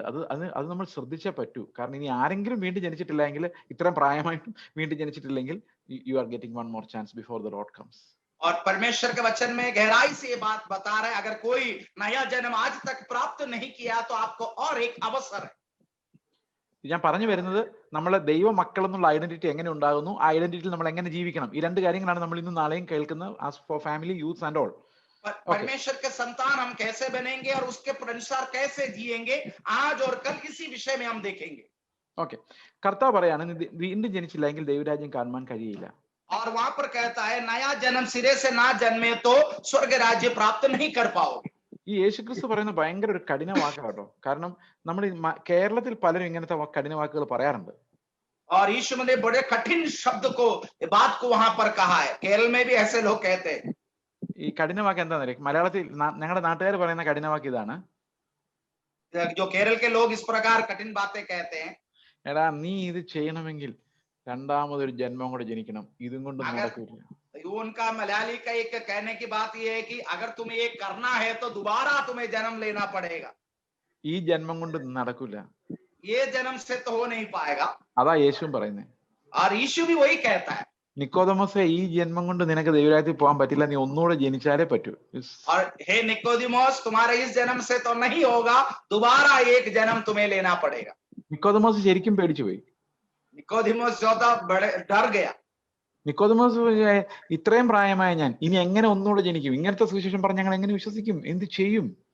और इतना बुजुर्ग होने के बाद मैं कैसे नया सिरे से जन्मूंगा, ये सोचकर निकोदिमोस बड़े परेशानी में आ गया. അപ്പൊ കർത്താവ് പറഞ്ഞു, നിക്കോദമോസ് ചോദിക്കാം, മനുഷ്യൻ വൃദ്ധനായ ശേഷം ജനിക്കുന്നത് എങ്ങനെ? രണ്ടാമതും അമ്മയുടെ ഉദരത്തിൽ കയറി ജനിക്കാൻ പറ്റുമോ? എനിക്ക് ഒന്നുകൂടെ അമ്മയുടെ ഉദരത്തിൽ കയറി ഒന്നുകൂടെ ജനിക്കാൻ പറ്റും? ഇത്രയും താടിയായി, ഇത്രയും തടിയായി, ഇനി എങ്ങനെ? और निकोदिमोस ये कहता है कि बुजुर्ग होने के बाद माँ के कोख में से दोबारा कैसे मैं जन्म लूं, इतना बड़ा होने के बाद कैसे ये हो पाएगा? ऐसा एक सवाल वहां पर पूछता है. യേശു അവനോട്, यीशु मसीह ने उससे कहा, ആമേൻ ആമേൻ ഞാൻ നിന്നോട് പറയുന്നു, വെള്ളത്താലും ആത്മാവിനാലും വീണ്ടും ജനിച്ചില്ലെങ്കിൽ ദൈവരാജ്യത്തിൽ കടപ്പാൻ ആർക്കും കഴിയില്ല. അപ്പൊ കർത്താവ് ഒരു വഴി വെച്ച് തന്നു, വെള്ളവും ആത്മാവും. और वहां पर एक ही जवाब दिया गया है कि पानी और आत्मा से जो जन्म नहीं ले पाएगा वो व्यक्ति, उस बात को वहां पर एक रास्ता यीशु दिखाता है. എന്താണ് വെള്ളം? क्या है पानी? കുറെ ആൾക്കാർ പറയുന്നത് വെള്ളം എന്ന് പറയുന്നത് സ്നാനമാണ്. कुछ लोगों का कहना है पानी या जल मतलब बपतिस्मा. ഒരിക്കലുമല്ല. കാരണം ഇത് ഒരാളെ ജനിപ്പിക്കാൻ വേണ്ടിയാണ്. വെള്ളം കൊണ്ട് നമുക്ക് ജനിക്കാൻ പറ്റില്ല, ജനിച്ചവരാണ് സ്നാനപ്പെടുന്നത്. और पानी में किसी का जन्म नहीं होता, जो जन्म लिया है वो पानी का इस्तेमाल करते हैं. അപ്പൊ ശരിക്കും ഒരു മനുഷ്യന് പോയി സ്നാനപ്പെട്ട് വീണ്ടും ജനിക്കാൻ പറ്റില്ല. മനുഷ്യന് സ്വയം ജനിക്കാൻ പറ്റില്ല, ജനിച്ച ശേഷമേ സ്നാനപ്പെടാൻ പറ്റുള്ളൂ. एक व्यक्ति जाकर बपतिस्मा लेकर जन्म नहीं ले सकता, बल्कि जन्म लेने के बाद जाके बपतिस्मा ले सकता है. അപ്പം സ്നാനമല്ല. वो तो बपतिस्मा के विषय में नहीं बताया है. പിന്നെ ആളുകൾ പറയുന്നത് വചനമാണെന്നാണ്. कुछ लोगों का कहना है कि वचन है. ആയിരിക്കാം, हो सकता है. അത് തെറ്റല്ല. കാരണം പത്രോസിന്റെ ലേഖനത്തിൽ നമ്മൾ വായിക്കുന്നുണ്ട്, കെടുന്ന ബീജത്താലല്ല ദൈവത്തിന്റെ വചനത്താലാണ് നമ്മൾ വീണ്ടും ജനിച്ചത്. സോ വീണ്ടും ജനനത്തിനകത്ത് വചനത്തിനൊരു പങ്കുണ്ട്. That's certain. वो गलत भी नहीं है. पत्रोस के वचन में कहता है कि वचन के द्वारा हमने जन्म लिया है, ये कहे तो वो सही बात है. ഓക്കെ. പക്ഷെ ഇവിടുത്തെ വെള്ളത്തിന് വേറൊരു അർത്ഥമുണ്ട്.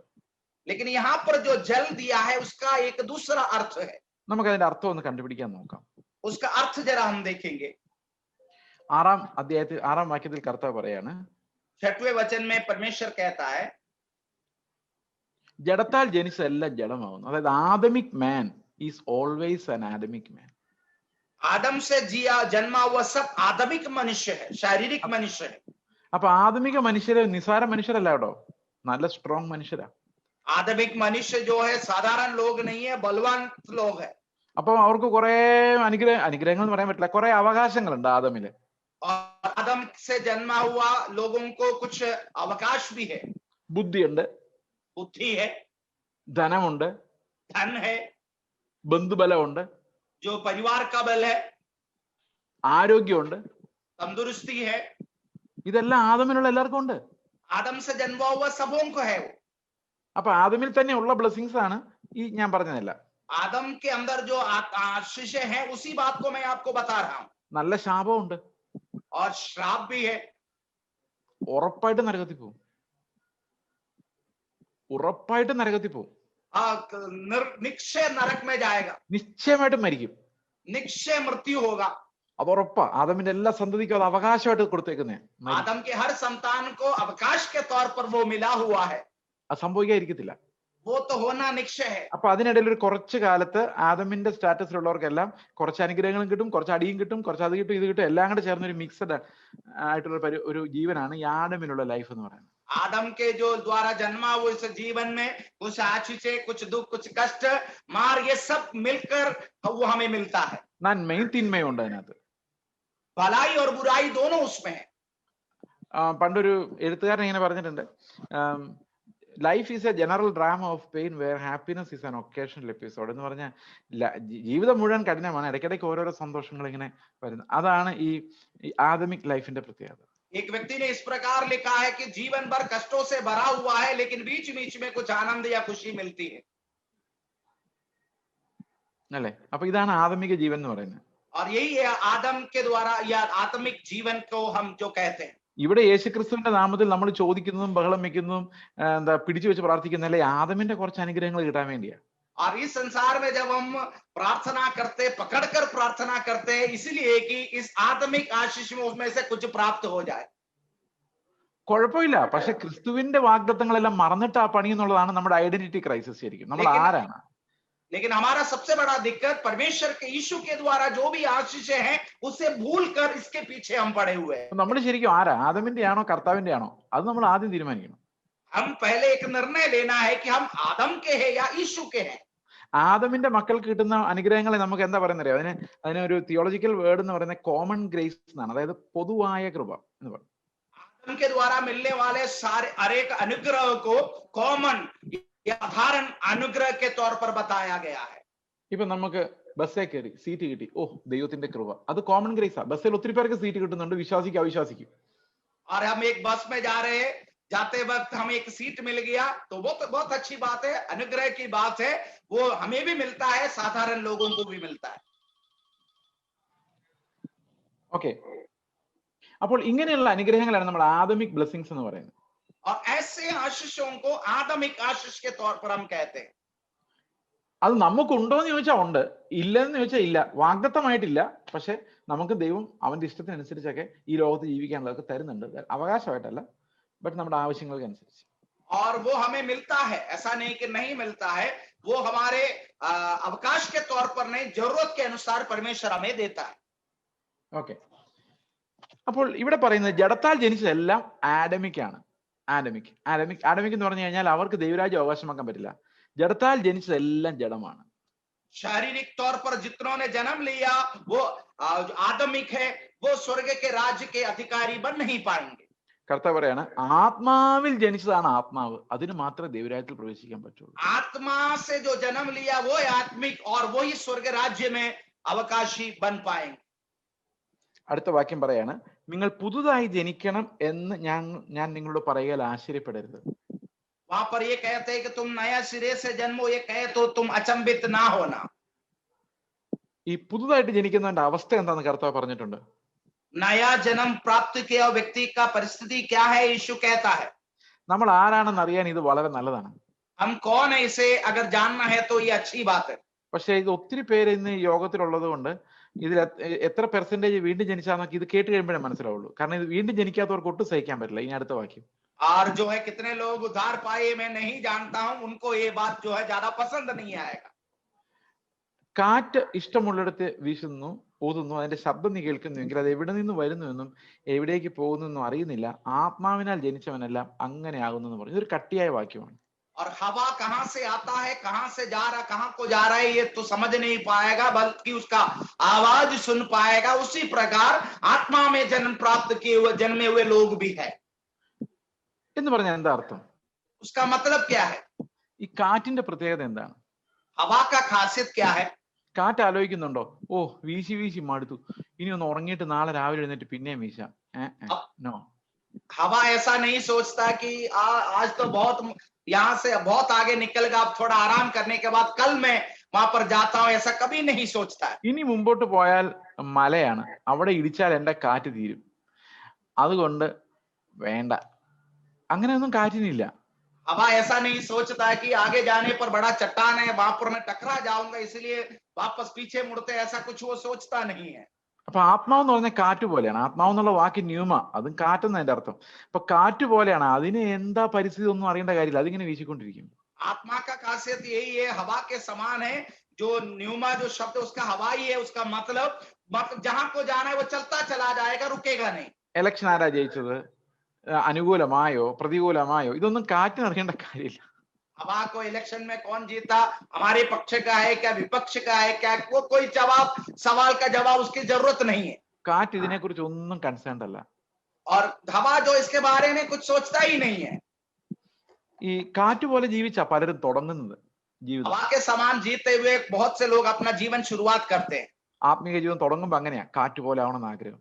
आत्मिक जीवन में जब शुरुआत होता है तो इसी हवा के समान है. ഞാൻ എന്റെ ജീവിതത്തിൽ ഒരു ചെറിയ അനുഭവം പറയാം, അപ്പൊ ഈ കാറ്റ് എന്താന്ന് മനസ്സിലാവും. मेरे जीवन के एक अनुभव को मैं बताऊंगा, तब आपको हवा का मतलब समझ जाएगा. നമ്മൾ ആരാണ് ശരിക്കും നമ്മൾ മനസ്സിലായി വരുന്തോറും ചിലര് ഭയപ്പെടുമെന്ന് എനിക്ക് പേടിയുണ്ട്. പക്ഷെ ദൈവം വിചാരിച്ചോട്ടെന്ന് വിചാരിച്ചാണ് ഞാൻ ഇങ്ങനെ തുറന്നങ്ങ് പറയോ.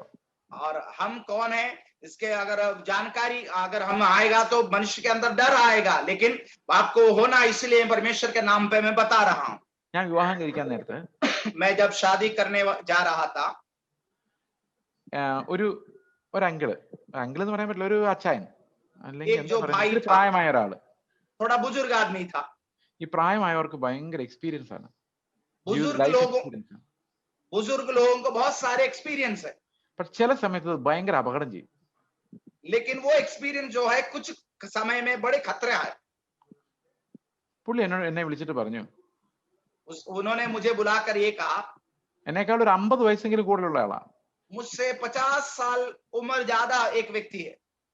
അദ്ദേഹം എന്നെ വിളിച്ചിട്ട് പറഞ്ഞു, എടാ മണ്ട, ये मूर्ख, उन्होंने इस प्रकार मुझे बुलाया, നീ സ്വത്ത് വേണ്ട പൈസ വേണ്ട എന്ന് പറഞ്ഞ് ഇങ്ങനെ പോയി കല്യാണം കഴിക്കരുത്, മണ്ടത്തരം കാണിക്കരുത്. तुम जाके धन नहीं चाहिए, दौलत नहीं चाहिए कहते हुए शादी नहीं करना. എന്തെങ്കിലും കിട്ടുമെങ്കിൽ ഇപ്പോഴേ കിട്ടുള്ളൂ, പിന്നെ കുറെ നാൾ കഴിഞ്ഞ് ആരും നിനക്കൊരു നയാ പൈസ തരാൻ പോകുന്നില്ല. അതുകൊണ്ട് ഈ അവസരത്തിൽ കിട്ടാവുന്നതെല്ലാം ഇടിച്ചു പിഴിഞ്ഞ് മേടിച്ചോ, അതാ നിനക്ക് നല്ലത്. അല്ലെങ്കിൽ 40-45 വർഷമാകുമ്പോൾ നിന്റെ ഭാര്യ തന്നെ പറയാന്ന് കിട്ടാവുന്ന മേടിച്ചോണ്ട് പോന്നായിരുന്നെങ്കിൽ നമ്മൾ ഈ കഷ്ടപ്പെടേണ്ടി വരുമായിരുന്നു അച്ചായ എന്ന് ഭാര്യ തന്നെ ചോദിക്കും. और जो मिलना है अभी मिल सकता है, बाद में तुम्हें कुछ भी कोई नहीं देगा, इसलिए अभी जो मिलना है ले लो. अगर बुढ़ापे में जो पत्नी भी कहेगा कि पहले लेना था, अगर ले लेते तो ये दिक्कत नहीं आती. ബുട്ടാപ്പേമേ അല്ല, 45 വയസ്സെന്നാ പുള്ളി പറഞ്ഞു. ओके ओके, जो 45 साल का हो जाएगा तो ऐसा एक जवाब आएगा. ഞാൻ ഈ 45 തന്നെ പറയാൻ കാരണം ഇപ്പൊ എനിക്ക് 45. मैं 45 साल का इसलिए कहा कि आज मैं 45 साल का हूं. आज नहीं, इस साल. ये समय. അപ്പൊ ഞാൻ കുറെ നാൾ കഴിഞ്ഞപ്പോ ആലോചിച്ചു. അപ്പൊ ഞാൻ അദ്ദേഹത്തോട് പറഞ്ഞു, ഇപ്പൊ 27 വയസ്സേ ഉള്ളല്ലോ, അപ്പോഴേ നമ്മള് ഒത്തിരി മെച്യൂരിറ്റി ആവുന്നത് ശരിയല്ല. അതുകൊണ്ട് ഇപ്പൊ ഇങ്ങനെ പോട്ടെ, ഇനി 45 വയസ്സാകുമ്പോ കരയാനാണെ കരഞ്ഞോളാം, തൽക്കാലം ഇതിങ്ങനെ പോട്ടെ എന്ന് ഞാൻ പറഞ്ഞു. मैंने उनसे ज्यादा कुछ कहा नहीं. मैं बोला ये भी 27 साल का हूं, मैं ऐसे ही जाने दो, 45 साल में जब आऊंगा तो रोना है तो मैं रो लूंगा. പുള്ളി പറയും, നിന്നോടൊന്നും പറഞ്ഞിട്ട് വലിയ കാര്യമൊന്നുമില്ലെന്ന് പറഞ്ഞു പുള്ളി പോയി.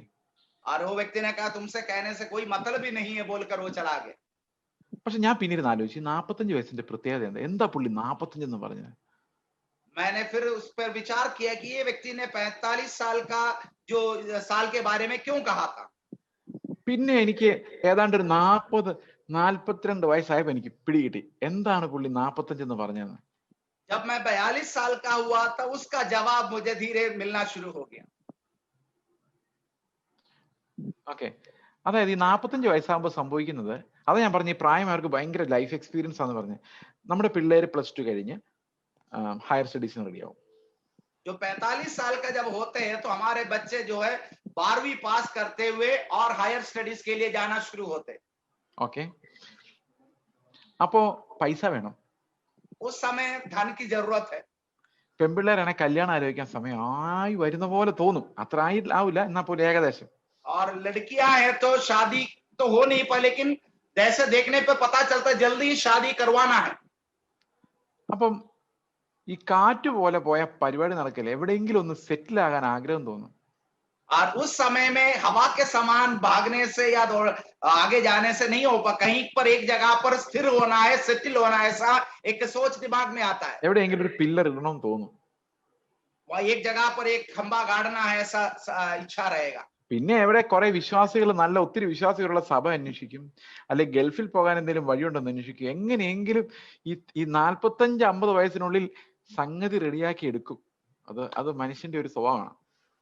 ज्यादा विश्वासी वाला कलीसिया उस समय ढूंढेंगे, गल्फ में जाने की कोशिश करेंगे, 45 से 50 साल के अंदर इन सारे कामों को वो करेंगे. അതാണ് മിടുക്കൻ. वही जो है बहुत अच्छा क्या बोलते हैं बुद्धिमान व्यक्ति वही है. പക്ഷെ ഒരു വലിയ പ്രോബ്ലം ഉണ്ട്. लेकिन उसमें एक बड़ा समस्या भी है. പിന്നെ ഈ മനുഷ്യന് ഒരിക്കലും പരിജ്ഞാനത്തെ കുറിച്ച് ഉപദേശിക്കാൻ പറ്റില്ല, പാല് മാത്രമേ കൊടുക്കാൻ പറ്റുള്ളൂ. और इस मनुष्य को जो परमेश्वर का वचन का जो गहराई को नहीं बल्कि दूध ही उसे दे पाएगा. കാറ്റ് പോലെ ആവാൻ പറ്റില്ല, പിന്നെ ഒരിക്കലും ആവാൻ പറ്റില്ല. കാറ്റ് പോലെ പിന്നെ ഒരിക്കലും ആവാൻ പറ്റില്ല. हवा के समान वो बन नहीं पाएगा. ഒരിക്കലും ഒരു കാറ്റ് ഇല്ലാതായി പോയി കഴിഞ്ഞാൽ പിന്നെ രണ്ടാമത് ആ കാറ്റ് പുനഃസൃഷ്ടിക്കപ്പെടുക എന്ന് പറയുന്നത് ഇമ്പോസിബിൾ ആണ്.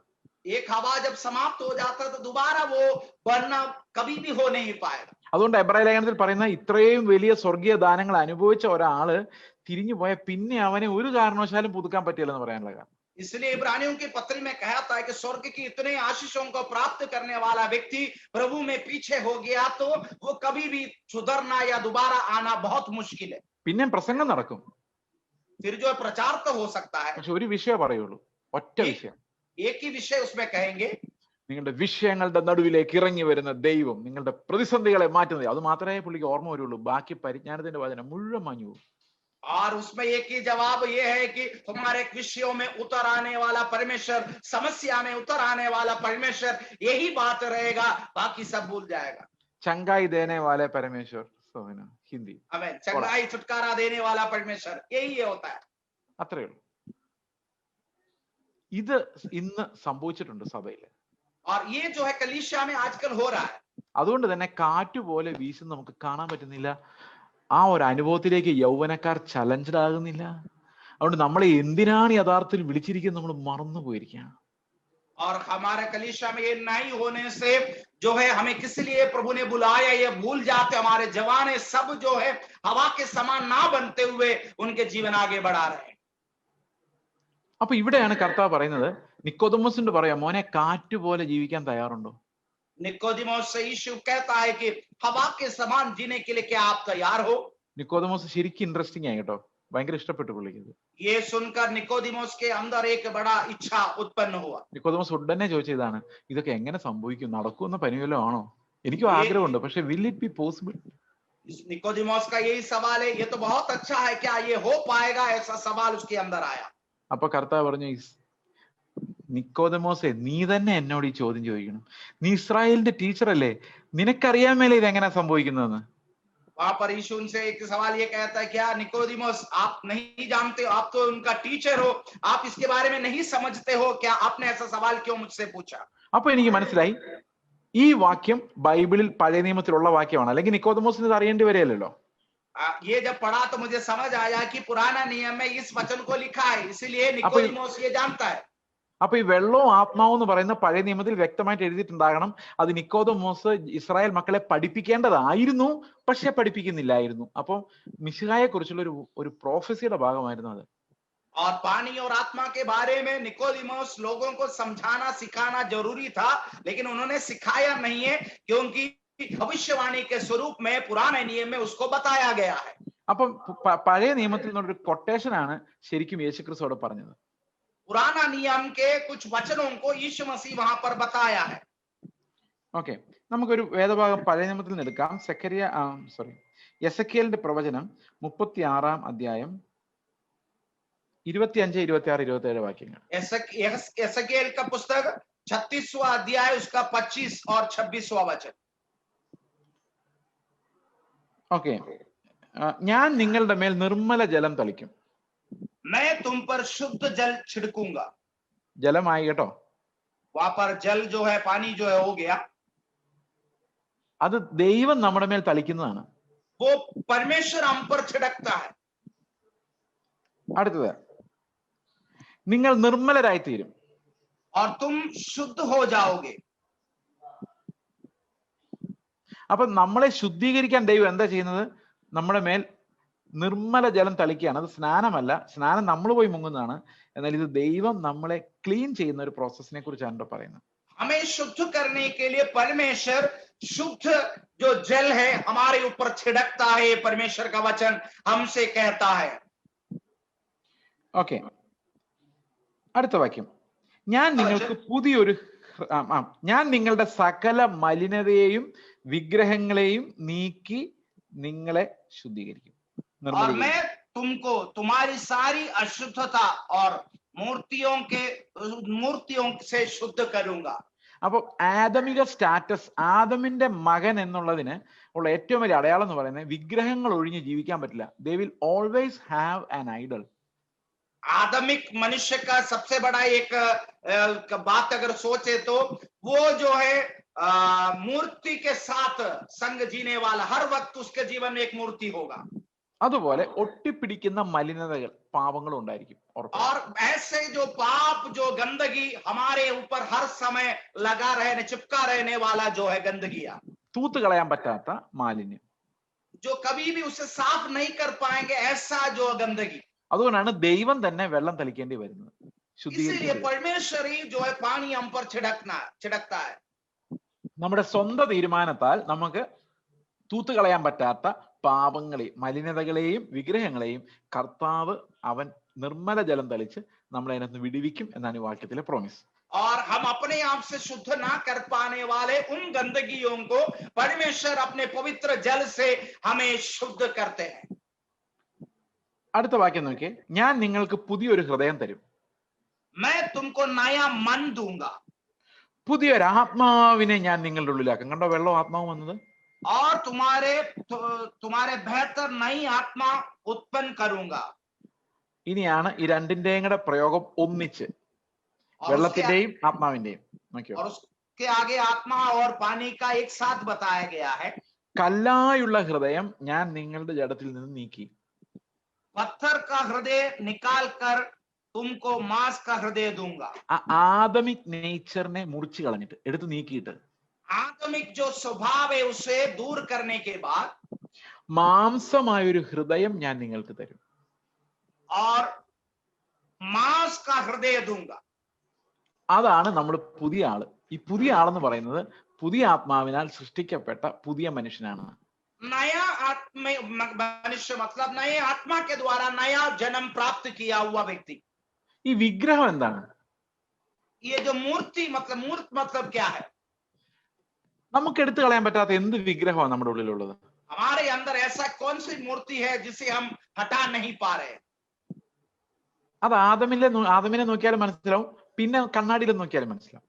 आदम को देखने से भी समझ आएगा, हम अपने आप को आईने में देखें तो भी वो समझ आ जाएगा. അത് ഞാൻ തന്നെയാണ്. वो जो है मैं है. സാത്താൻ എനിക്ക് വലിയൊരു ഓഫർ തന്നിട്ടുണ്ട്. शैतान ने हमें एक अच्छा ऑफर दिया है. നീ തീരുമാനിച്ചോ? आप निर्णय ले सकते हैं. നീ സിംഹാസനത്തിൽ ഇരുന്നോ, सिंहासन पे बैठो. നന്മ ഏതാ തിന്മ ഏതാ നീ തന്നെ തീരുമാനിച്ചോ. भलाई और बुराई का निर्णय आप खुद ले लो. ദൈവത്തിന്റെ അടുത്തോട്ട് പോയിരുന്നാ മതി. परमेश्वर जो दे रहा है उसका वो नहीं चाहिए. അത്രേ ഉള്ളൂ പിശാചിന്. शैतान वही करता है. നമ്മളെ സിംഹാസനത്തിൽ ഇരുത്തിയാ മതി. हमें जो है सिंहासन पर बैठाना उसका काम. അതിനകത്ത് പിശാചിന്റെ ഒരു ടെക്നിക്ക് ഉണ്ട്. उसमें शैतान का एक टेक्निक है. സാത്താൻ സിംഹാസനത്തിൽ നിന്ന് നമ്മൾ അവനെ പുകച്ചു പുറത്തിയടിക്കുന്ന സാത്താൻ അറിയാം. शैतान को सिंहासन से हम उतार फेंकेंगे ये जानता है. കാരണം ലോകത്തിൽ ഒരു മനുഷ്യനും ദൈവവും പിശാചും മുമ്പിൽ വന്ന് നിന്നാൽ പിശാചിന്റെ കൂടെ പോകില്ല. अगर शैतान और परमेश्वर एक साथ आए तो इस संसार का कोई भी मनुष्य शैतान के साथ नहीं जाएगा, കർത്താവിന്റെ കൂടെ പോകുള്ളൂ. परमेश्वर के साथ ही हो जाएंगे. അപ്പൊ അങ്ങനെ ഒരു കോമ്പറ്റീഷനിൽ പിശാച് ജയിക്കത്തില്ല. अगर ऐसा एक कंपटीशन करे तो शैतान कभी नहीं जीतेगा. അതുകൊണ്ട് പിശാച് പറയും നീ കയറി ഇരുന്നോടാന്നാ പറയുന്നത്. और उसमें शैतान कहता मैं नहीं बल्कि तू जाकर उस सिंहासन पर बैठ जाओ. ഇനി ആരിറക്കാനാ? अब कौन गिराएगा? ഇതാണ് പിശാച് കുരുക്കിയേക്കുന്ന കുരുക്ക്. और ऐसा फंदे में शैतान ने फंसा रखा है. അങ്ങനെ ഒരു വിഗ്രഹമായിട്ട് ഞാൻ സിംഹാസനത്തിൽ ഇരിക്കുന്നത് കൊണ്ടാണ് और उस प्रकार के एक मूर्त को लेते हुए हम सिंहासन पर जब बैठे इसलिए ആൾക്കാർ പുകഴ്ത്തി പറയുമ്പോൾ എനിക്ക് കുളിരുണ്ടാകുന്നത്. और जब हमारे बारे में लोग बड़ाई करते हैं तो हमारे मन के अंदर बड़ी आनंद होता है. എന്നെ റവാന്ന് വിളിക്കാത്തപ്പോ ദേഷ്യം വരുന്നത്. मुझे जो रवरन या रवाज जब बुलाते नहीं है तो गुस्सा आता है. ഇതെല്ലാം ഈ സിംഹാസനത്തിൽ ഞാൻ കയറിയിരിക്കുന്നോണ്ടാ. क्योंकि ये सिंहासन पर मैं खुद बैठ गया इसलिए ये सब होता है. ഇനി സിംഹാസനം താഴെ ഇറങ്ങുമായിരുന്നേ ഉണ്ടല്ലോ, अगर ये सिंहासन के नीचे उतरेंगे तो വെറും യേശു ക്രിസ്തു ആയിരുന്നു. ഒരിക്കലും ബ്രദർ യേശു പോലും ആയിരുന്നില്ല. നമുക്കിതൊന്നും ഒരു പ്രശ്നമില്ലാതാവും. यीशु मसीह जो था, ब्रदर यीशु मसीह भी नहीं था, यीशु मसीह साधारण यीशु था, और हमारे जीवन में ऐसा है तो कोई दिक्कत भी नहीं हो पाएगा. വിഗ്രഹം അങ്ങ് പോകും. हमारा जो मूर्ति हमारे अंदर रखा है वो दूर हो जाएगा. ഞാൻ ഇല്ലെങ്കിൽ എന്ത് ചെയ്യും എന്ന് ചോദിക്കുന്ന ഒരു ഞാനുണ്ടല്ലോ, अगर मैं नहीं तो क्या होगा, ऐसा जो सोचने वाला कहने वाला मैं जो हूं, എന്റെ ജീവിതത്തിൽ ഈ വിഗ്രഹം ഇപ്പോഴും പോയിട്ടുണ്ടോ പൂർണ്ണമായിട്ടൊന്നും അറിയത്തില്ല. പക്ഷെ എനിക്ക് അങ്ങനെ പോയതായിട്ട് ചില ലക്ഷണങ്ങൾ കർത്താവ് എനിക്ക് തന്നിട്ടുണ്ട്. ഇനിയുണ്ട് കേട്ടോ, ജീവിതകാലത്തെ സ്ട്രഗിൾ അത്. मैं जो हूं ऐसा जो एक मूर्त मेरे अंदर था, गया है, पूर्ण तरीके से नहीं बल्कि गया हुआ है, उसका एक निर्णय भी परमेश्वर ने मुझे दिया है. എന്റെ ഹൃദയത്തിലുള്ള ഏറ്റവും വലിയൊരു പ്രോബ്ലം ആയിരുന്നു, ഞങ്ങള് ഒന്നും ഭാവിയിലേക്ക് കരുതാതെ ഡിപ്പോസിറ്റ് ചെയ്യാതെ വീടൊന്നും വെക്കാതെ അങ്ങനെ ഒരു ശിഷ്യത്വ പിൽഗ്രിംസ് ലൈഫ് ജീവിക്കണം എന്നാണ് ഞങ്ങളുടെ തീരുമാനം. और मेरा मन की इच्छा था कुछ संपत्ति ना बनाते हुए, एक कुछ ना लेते हुए ऐसे एक जीवन जीना, यही मेरे मन की इच्छा था. അപ്പൊ എനിക്ക് ഒരു 3-4 വർഷം മുമ്പ് ഒരു ഭയം തോന്നി, ഞാൻ പെട്ടെന്ന് എങ്ങാനും മരിച്ചു പോയാൽ എന്റെ ഭാര്യയും മക്കളും എന്ത് ചെയ്യും? लेकिन ऐसा जब आगे बढ़ा तो कुछ साल पहले मेरे अंदर एक विचार आया, अगर मैं जल्दी इस दुनिया से चला गया तो मेरे पत्नी और बच्चे क्या करेंगे? ഓക്കെ, അപ്പൊ കർത്താവ് എന്നോട് ചോദ്യം ചോദിച്ചു, ഇപ്പൊ അവരെങ്ങനെയാ ജീവിക്കുന്നത്? परमेश्वर ने मुझसे एक सवाल पूछा कि अभी जो है वो कैसे जी रहे हैं. ഞാൻ എന്ത് ഉത്തരം പറയണം? मैं क्या जवाब दूंगा? ഞാൻ ജീവിച്ചിരിക്കുന്നുണ്ടെന്ന് പറയുമ്പോ ഞാനാണ് അവരുടെ വിഗ്രഹം. अगर मैं जीवित हूं इसलिए कहेंगे तो उनका जो मूर्त है वो मैं हूं. അപ്പൊ ഞാൻ എന്ത് പറഞ്ഞേ പറ്റൂ? मैं क्या कहना पड़ेगा? നീ ജീവിക്കുന്നതുകൊണ്ടാണ് അവർ ജീവിക്കുന്നതെന്ന് പറയണം. और मैं ये कह पाऊंगा, हे प्रभु तू जीवित है इसलिए वे जीवित है, मैं कहना पड़ेगा. പ്രശ്നം തീർന്നല്ലോ. हमारा समस्या खत्म हो गया. മനസ്സിലാവുന്നുണ്ടോ? समझ रहे होंगे आप? ഇതാണ് നമ്മുടെ പുതിയ ഐഡന്റിറ്റി, ലൈഫ് ഇൻ ക്രൈസ്റ്റ്. हमारा नया पहचान वही है जो मसीह में हमारा जीवन है. നമ്മുടെ പഴയ മനുഷ്യൻ മുറിഞ്ഞു പോവാണ്. पुराना मनुष्य जो है टूट कर अलग हो गया है. ആ വെള്ളം വീഴുമ്പോൾ സംഭവിക്കുന്നത് നമ്മുടെ പഴയ ജഡം മുറിഞ്ഞ് ഇല്ലാതായി പോവാണ്. जब वो पानी जो छिड़का जाता है तो हमारा पुराना मनुष्य कटकर हमसे दूर हो जाता है. കല്ലായുള്ള ഹൃദയം നിങ്ങളിൽ നിന്ന് നീക്കി जो पथरीले कठोर मन जो हमारे अंदर से दूर करते हुए മാംസമായ പുതിയൊരു ഹൃദയം, मांस रूपी एक जो है हृदय हमें मिलता है. കല്ലായുള്ള ഹൃദയത്തെ നന്നാക്കിയെടുക്കുമല്ല കേട്ടോ, ദാറ്റ്സ് നോട്ട് പോസിബിൾ. जो कठोर मन, पथरीले मन को दोबारा बनाया नहीं, बल्कि ഉള്ള സത്യം പറഞ്ഞ ഈ ഒന്നുകൂടെ ജനിക്കണമെന്ന് കർത്താവ് പറയാൻ കാരണം ഈ ആദമിക മനുഷ്യനെ നന്നാക്കാൻ പോലും പറ്റില്ല. അതാണ് परमेश्वर का वचन में नया जन्म प्राप्त करना, ये कहने का वजह यही है कि आदमिक मनुष्य को सुधारना बहुत मुश्किल है. നിങ്ങളൊരു 58 വർഷം പഴക്കം, 55 വർഷം അല്ല സോറി കഷ്ടം വേണ്ട ഒരു 10 വർഷം പഴക്കമുള്ള ഒരു മൊബൈൽ ഫോണുമായിട്ട് നിങ്ങൾ ഒരു കടയിൽ ചെന്ന് വിചാരിച്ചു. आप एक 10 साल पुराना मोबाइल लेके जब वो एक दुकान में लेके जाते हैं तो പുള്ളി ആ മൊബൈൽ ഫോൺ തിരിച്ചു മറിച്ച് നോക്കിയിട്ട് പറയും, പുതിയതൊന്നും മേടിച്ചു ഇനി നന്നാവൂല. वो बनाने के लिए लेके जाते हैं तो दुकानदार लेके कहता है कि इसे घुमा फिरा के देख के कहता है कि ये बहुत पुराना है, अब बनेगा नहीं, नया एक खरीद लो. ഇപ്പൊ കർത്താവ് തന്നെയാ പറയുന്നത്, ഇതും കൊണ്ട് നടക്കൂല, പുതിയതൊന്നും ആകാതെ രക്ഷയില്ല. और यीशु मसीह भी वही कहता है कि जो पुराना उससे कुछ नहीं होगा, नया बनना जरूरी है. അപ്പൊ ഞാൻ പറഞ്ഞു, ഇത്ര നാളും ഞാൻ ഉപയോഗിച്ച മൊബൈൽ ഫോൺ എന്റെ ഈ ജീവൻ ഇതിന് നന്നാക്കാൻ പറ്റുമോ, ഞാനൊന്ന് നോക്കട്ടെ, ഞാൻ തീരുമാനം എടുത്ത് ഇന്ന് മുതൽ നടക്കില്ല. और ये मोबाइल मेरा इतना साल मेरे साथ था, इसको बनाने के मैं निर्णय लेता हूं, मैं आज से वो करूंगा, ऐसा सोचकर हम शायद आगे बढ़ते हैं. നടക്കില്ല. लेकिन एक बात है, वो कभी हो नहीं पाएगा. അതുകൊണ്ടാ കർത്താവ് അതിനെ മുറിച്ച് കളയുന്ന, കൈകളാലല്ലാത്ത ഒരു പരിച്ഛേദനയാൽ നമ്മുടെ പഴയ ജഡത്തെ കർത്താവ് ഇല്ലാതാക്കി മുറിച്ച് കളയുന്ന ആ ഒരു പ്രോസസ് നമ്മളെ രക്ഷിക്കുന്നത്. ये खतना के द्वारा परमेश्वर जो है उस पुराना मनुष्य को हम में से परमेश्वर दूर करता है. അതിനുവേണ്ടിയാ വെള്ളം തളിക്കുന്നത്. उसी के लिए पानी का छिड़काव करते हैं. എന്നിട്ട് ആത്മാവിനാൽ പുതിയൊരു സൃഷ്ടി നമ്മളെ ആക്കി മാറ്റുകയാണ്. और आत्मा में एक नया सृष्टि हमें बनाते हैं. ഈ പുതിയ സൃഷ്ടി ക്രിസ്തുവിലുള്ള ആളാണ്. ये नया सृष्टि जो है वो मसीह में है. ക്രിസ്തുവിൽ നമ്മൾ പുതിയ ജന്മം പ്രാപിച്ചു.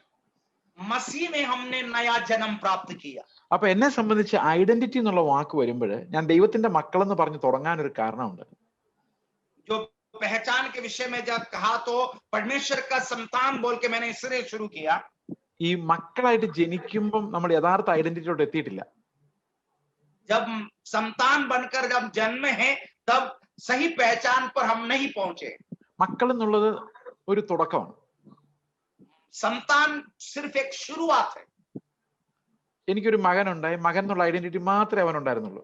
मेरा एक बेटा है, वो बेटे का एक पहचान उसको है, उससे बढ़कर कुछ പക്ഷെ नहीं। ആ ഐഡന്റിറ്റി ഒരിക്കലും പോവില്ല, അത് എപ്പോഴും അങ്ങനെ തന്നെ ആയിരിക്കുള്ളൂ. और वो पहचान कभी भी जाएगा नहीं, वैसा ही बना रहेगा।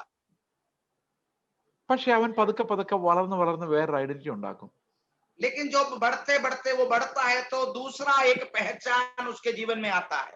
പക്ഷെ ദൈവത്തിന്റെ മക്കളായി ജനിച്ചവർക്ക് ആകെ ഒരു ഐഡന്റിറ്റി മാത്രമേ ദൈവം വെച്ചിട്ടുള്ളൂ. जो परमेश्वर के द्वारा जन्मे हुए लोगों को सिर्फ एक ही पहचान परमेश्वर रखा है। ജീവിക്കുന്നത് ഞാനല്ല, ക്രിസ്തു അത്രേ. जीवता हूं जो मैं नहीं हूं बल्कि प्रभु यीशु मुझ में है। ആ ഒരു ഇടുക്കുവഴി അല്ലാതെ വേറൊന്നും നമ്മുടെ മുമ്പിൽ കർത്താവ് വെച്ചിട്ടില്ല. वही सकरा मार्ग, उसके अलावा कोई दूसरा रास्ता नहीं है। We are growing into the perfection of Christ.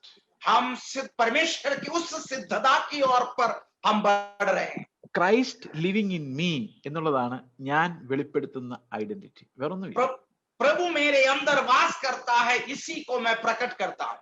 So I am his witness. हम जो है उनके हैं। ഈ ഐഡന്റിറ്റിയെ കുറിച്ച് പറയാനാണെങ്കിൽ കുറെ കാര്യങ്ങൾ നമുക്ക് യോഹന്നാൻ 1 നിന്ന് എടുക്കാം. നമ്മൾ അങ്ങോട്ട് പോയി കഴിഞ്ഞാൽ ഇതിന്റെ ഈ ബേസിക് ഇതെങ്ങനെ സംഭവിച്ചു എന്നുള്ളത് മനസ്സിലാവില്ല. അതുകൊണ്ടാണ് ഞാൻ ഇത് വിശദീകരിക്കാൻ कारणमाय। पहचान के विषय में यूहन्ना में हम बहुत सारे बात देख सकते हैं, लेकिन जो बात को मैं कहना चाहता हूं उस पे हम आ नहीं पाएंगे, इसलिए मैं वहां पर गहराई से नहीं जा रहा हूं। അപ്പോൾ ക്രിസ്തുവിന്റെ ആത്മാവ് നമ്മുടെ ഉള്ളിൽ വരുമ്പോൾ, जब मसीह की आत्मा हमारे अंदर आती है, നമ്മൾ പുതിയ സൃഷ്ടിയായിട്ട് വരും. हम नया सृष्टि बन जाते हैं। അപ്പോൾ രക്ഷിക്കപ്പെടാൻ എന്താ ചെയ്യേണ്ടത്? വീണ്ടും ജനിക്കാൻ എന്താ ചെയ്യേണ്ടത്? हम उद्धार पाने के लिए या नया जन्म प्राप्त करने के लिए क्या करना है? ഒറ്റ കാര്യമുള്ളൂ, एक ही काम है, കർത്താവേ എന്നെ രക്ഷിക്കണേ എന്ന് അവനോട് നിലവിളിക്കുക. അവന് മാത്രമേ നമ്മളെ രക്ഷിക്കാനും വീണ്ടും ജനിപ്പിക്കാനും പറ്റുള്ളൂ. हे प्रभु मुझे उद्धार करना, परमेश्वर से प्रार्थना करें, वही एकमात्र मार्ग है और यीशु से ही हो पाएगा। തന്നെ വിളിച്ചപേക്ഷിക്കുന്ന ഏവനെയും രക്ഷിക്കാൻ അവൻ ധനവാനാണ്. और जो पुकारते हर एक को छुटकारा देने के लिए वो धनी है, परमेश्वर का वचन कहता है। അപ്പൊ അവന്റെ ആ ഒരു കരുണയിലാണ് ഞാൻ ആശ്രയിക്കുന്നത്. സുവിശേഷ പ്രസംഗം കേൾക്കുമ്പോ എന്റെ ഉള്ളിലേക്ക് വരുന്ന കർത്താവേ ഞാൻ പാപിയാണ്, എന്നെ നീ രക്ഷിച്ചില്ലെങ്കിൽ ഞാൻ നശിച്ചു പോവും, കർത്താവെ എന്നെ രക്ഷിക്കണേന്നാ. അല്ലാതെ ഞാൻ ഇതാ തീരുമാനം എടുത്ത് രക്ഷപ്പെടാൻ പോകുന്നു, അങ്ങനെയല്ല. करुणा का एक भाव वहां पर दिखाई देता है। जब सुसमाचार सुनते हैं तो हमारा गलती समझते हुए हे परमेश्वर मुझे बचाओ, इस प्रकार हमें प्रार्थना करना जरूरी है, ना कि मैं अपने आप में कुछ करूंगा, ऐसा नहीं। തീരുമാനമെടുത്ത് രക്ഷിക്കപ്പെടാമെന്നുള്ളത് ഇവാഞ്ചലിക്കൽ തിയോളജിയിൽ വന്ന ഒരു അബറേഷനാണ്, ഒരു ഒരു ഒരു ഒരു വ്യതിചലനമാണ്. निर्णय लेकर उद्धार प्राप्त कर सकते, ऐसा जो सोच जो मसीह में आया हुआ एक सोच है, गलती से आया हुआ है। പക്ഷെ ബൈബിൾ എപ്പോഴും പറയുന്നത് ദൈവത്തിന്റെ വചനത്തിനു മുമ്പിൽ കീഴടങ്ങുകയും നിലവിളിക്കുകയും അനുതപിക്കുകയും കർത്താവിങ്കിലേക്ക് നോക്കുകയും ചെയ്യാനാണ്. അവനാണ് രക്ഷകൻ. और बाइबल हर समय बताता है कि परमेश्वर को देखते हुए, रोते हुए, वचन के अधीन बनते हुए रहने के लिए तैयार आ जाओ, उसी में ही हमारी छुटकारा है। ഈ വചനത്താലാണ് വീണ്ടും ജനിക്കുന്ന പറയുമ്പോൾ ഈ വചനം കേൾക്കുമ്പോൾ നിങ്ങളുടെ ഉള്ളില് കർത്താവിനോട് നിലവിളിക്കാൻ തോന്നണം. അത് എന്റെ ദൈവമേ എന്നെ രക്ഷിക്കണേ എന്ന് ഉള്ളിന്റെ ഉള്ളില് ആത്മാവ് ഇങ്ങനെ കൊളുത്തി വലിക്കണം. അത് ദൈവത്തിന്റെ ആത്മാവ് ആകർഷിച്ചോളും. when you are listening to the word. वचन के द्वारा छुटकारा है अगर हम कहेंगे तो उसमें ये है कि जब जब परमेश्वर का वचन हम सुनते हैं तो वो परमेश्वर को उपस्थिति में रोने का, प्रार्थना करने का, गिड़गिड़ाने का एक अनुभव हमारे जीवन में होना चाहिए। പക്ഷെ അത് ചേസ് ജോസഫ് എന്ന് പറയുന്ന ആളുടെ പ്രസംഗം കേട്ടാൽ നടക്കില്ല. चेस जोसेफ नाम का व्यक्ति का प्रचार सुनने से नहीं हो पाएगा। നിങ്ങളെല്ലാം ഞാൻ പറയുന്ന കേട്ടല്ലോ. क्या आपने सबने सुना होगा मैंने जो कहा है? അതുകൊണ്ട് കാര്യമില്ല. वो सुनने से कोई मतलब नहीं है। ഇതിനകത്തോടെ കർത്താവ് നിങ്ങളോട് എന്തെങ്കിലും പറഞ്ഞ് അത് കേട്ടെങ്കിലേ കാര്യമുള്ളൂ. इसमें से प्रभु यीशु मसीह ने आपसे कुछ बात किया तो उसको सुनने से आपको छुटकारा है। നിങ്ങളുടെ ഉള്ളത്തോട് കർത്താവ് സംസാരിച്ചിട്ടുണ്ടെങ്കിൽ ഉറപ്പായിട്ട് നിങ്ങൾ രക്ഷപ്പെടും. आपके मन से अगर परमेश्वर ने बात किया तो आपको निश्चय उद्धार मिलेगा। കാരണം അവന്റെ വചനം ജീവിപ്പിക്കുന്ന വചനമാണ്. उसका वचन जो है जीवन देने वाला वचन। അതുകൊണ്ടാണ് വീണ്ടും ജനനത്തിൽ വചനം അങ്ങനെ ഓപ്പറേറ്റ് ആകുന്നത്. വചനം is an agent of salvation. और वचन जो है उद्धार का एक एजेंट के तौर पर कार्य करता है. നമ്മളെ വീണ്ടും ജനിപ്പിക്കാൻ ഉള്ള ഒരു ടൂളായിട്ട് വെള്ളത്താലും ആത്മാവിനാലുമുള്ള വീണ്ടും ജനനത്തിലേക്ക് നമ്മളെ നടത്താനുള്ള ടൂൾ വചനമാണ്. और वचन जो है ऐसा एक साधन है जो जल और आत्मा में हमें जीवित करता है. ഇവിടെ ഈ ഐഡന്റിറ്റി എന്ന് പറയുമ്പോൾ നമ്മൾ മനസ്സിലാക്കേണ്ട ഒരു കാര്യം, ഞാൻ നിങ്ങളുടെ ആദ്യം ആദമിലുള്ള ധനത്തെ കുറിച്ച് പറഞ്ഞ് നിങ്ങൾ ഓർക്കുന്നുണ്ടോ? पहचान के विषय में जब हम सोचेंगे तो आदम के एक धन के बारे में मैंने कहा था. അതെന്തൊക്കെയാണെന്ന് നമുക്ക് വേണമെങ്കിൽ അനുമാനിക്കാം. ലോകത്തിൽ എല്ലാവർക്കും കിട്ടുന്നതും നമ്മൾ ആഗ്രഹിക്കുന്നതുമായ ധനങ്ങൾ, അതാണ്. और संसार में सबके पास है और हम भी इच्छा करने वाला वो धन क्या है. എന്നാൽ ക്രിസ്തുവിൽ ആകുമ്പോൾ വേറെ ഒരു സെറ്റ് ഓഫ് ബ്ലെസ്സിങ്സിലൂടെയാണ് കർത്താവ് നമ്മളെ നടത്തുന്നത്. जब मसीह में बनते हैं तो उसके विपरीत एक नई तरीके से आशीषों से परमेश्वर हमें आगे आता है. ഇതിന്റെ പ്രത്യേകതയുണ്ട്, इसमें खासियत है വേറെ ആർക്കും ഇത് കിട്ടത്തില്ല. और किसी को ये नहीं मिलेगा. ലോകത്തിലെ ഏറ്റവും നല്ല മനുഷ്യർക്കും ഈ ധനം കിട്ടില്ല. संसार के सबसे अच्छे मनुष्य को भी ये धन नहीं मिल पाएगा. കാരണം അത് യേശു ക്രിസ്തുവിന്റെ യാഗത്താൽ ലഭിക്കുന്ന സ്പെഷ്യൽ ഗ്രേസ് ആണ്. ഞാൻ നേരത്തെ പറഞ്ഞ കോമൺ ഗ്രേസ് ആണ് എല്ലാവർക്കും കിട്ടുന്നത്. ഇത് വിശ്വാസിക്ക് മാത്രം ലഭിക്കുന്ന സ്പെഷ്യൽ ഗ്രേസ് ആണ്. वो यीशु मसीह के क्रूस के बलिदान के द्वारा मिला हुआ एक विशेष अनुग्रह जो है साधारण अनुग्रह नहीं है, सिर्फ वो विश्वासी को मिलता है. കനാന്യ സ്ത്രീ യേശു ക്രിസ്തുവിനെ തന്റെ മകൾക്ക് വേണ്ടി സമീപിച്ച് അപേക്ഷിക്കുമ്പോൾ, कनान की स्त्री अपनी बेटी के विषय में यीशु से जब प्रार्थना जब कर रही थी, കർത്താവോട് പറയുന്ന കാര്യമുണ്ട്. यीशु उनसे कहते हुए इस प्रकार कहता है, മക്കൾക്കുള്ളത് നായ്ക്കൾക്ക് കൊടുക്കാൻ പറ്റില്ല. बच्चों का जो है वो कुत्तों को नहीं दे सकते. എനിക്ക് ഭയങ്കര പെയിൻ ഉണ്ടാക്കിയിട്ടുള്ള ഒരു വാക്യം ആദ്യകാലത്ത്. वो वचन जब पढ़ा तो मेरे अंदर बहुत दुख हुआ. പക്ഷെ അവിടെ കർത്താവ് പറയുന്നത് ശരിക്കും അവിടെ കളിയാക്കിയല്ല പറയുന്നത്. वो जो यीशु मसीह वहां पर उसे उसका निंदा करते हुए वहां पर नहीं बोल रहा है. രണ്ട് തരത്തിലുള്ള ബ്ലെസ്സിംഗ് ഉണ്ട്. दो तरह की आशीष है. കർത്താവ് ചെയ്തതെല്ലാം അടയാളങ്ങളായിരുന്നു, അത്ഭുതങ്ങളായിരുന്നില്ല. परमेश्वर ने जो किया सब चिन्ह किया, अद्भुत कार्य नहीं किया. അത്ഭുതമാണ് എല്ലാം, പക്ഷെ കർത്താവ് ഉദ്ദേശിക്കുന്നത് ഒരു അടയാളമാണ്. अद्भुत कार्य है सब, लेकिन उसमें से परमेश्वर उसको एक चिन्ह के रूप में किया. പക്ഷെ ഇവൾക്ക് ആ മേശയിൽ നിന്ന് വീഴുന്ന അപ്പം നുറുക്ക് ബ്ലെസ്സിങ്സ് ആണ് അവൾക്ക് ചോദിക്കാൻ പറ്റുള്ളൂ. കാരണം അവൾ കവനന്റിന് വെളിയിലുള്ള ഒരാളാണ്. और वो जो रोटी जो है आशीष जो है वही वो प्राप्त कर सकते या मांग सकती है. അപ്പൊ ശരിക്കും യേശുക്രിസ്തുവിന്റെ യാഗത്തിലൂടെ ആ സകല ലോകത്തിലേക്കും രക്ഷയുടെ ആ ശബ്ദം, ആ സന്ദേശം എത്തുന്നവരെ, ആ പുതിയ ഉടമ്പടി സ്ഥാപിക്കപ്പെടുന്നത് വരെ ലോകത്തിന് മുഴുവൻ ലഭിക്കുന്നത് അപ്പം നുറുക്കുകളാണ്. അത് കോമൺ ഗ്രേസ് ആണ്. അതാണ് ആ സ്ത്രീ ചോദിച്ചു വാങ്ങിക്കുന്നത്.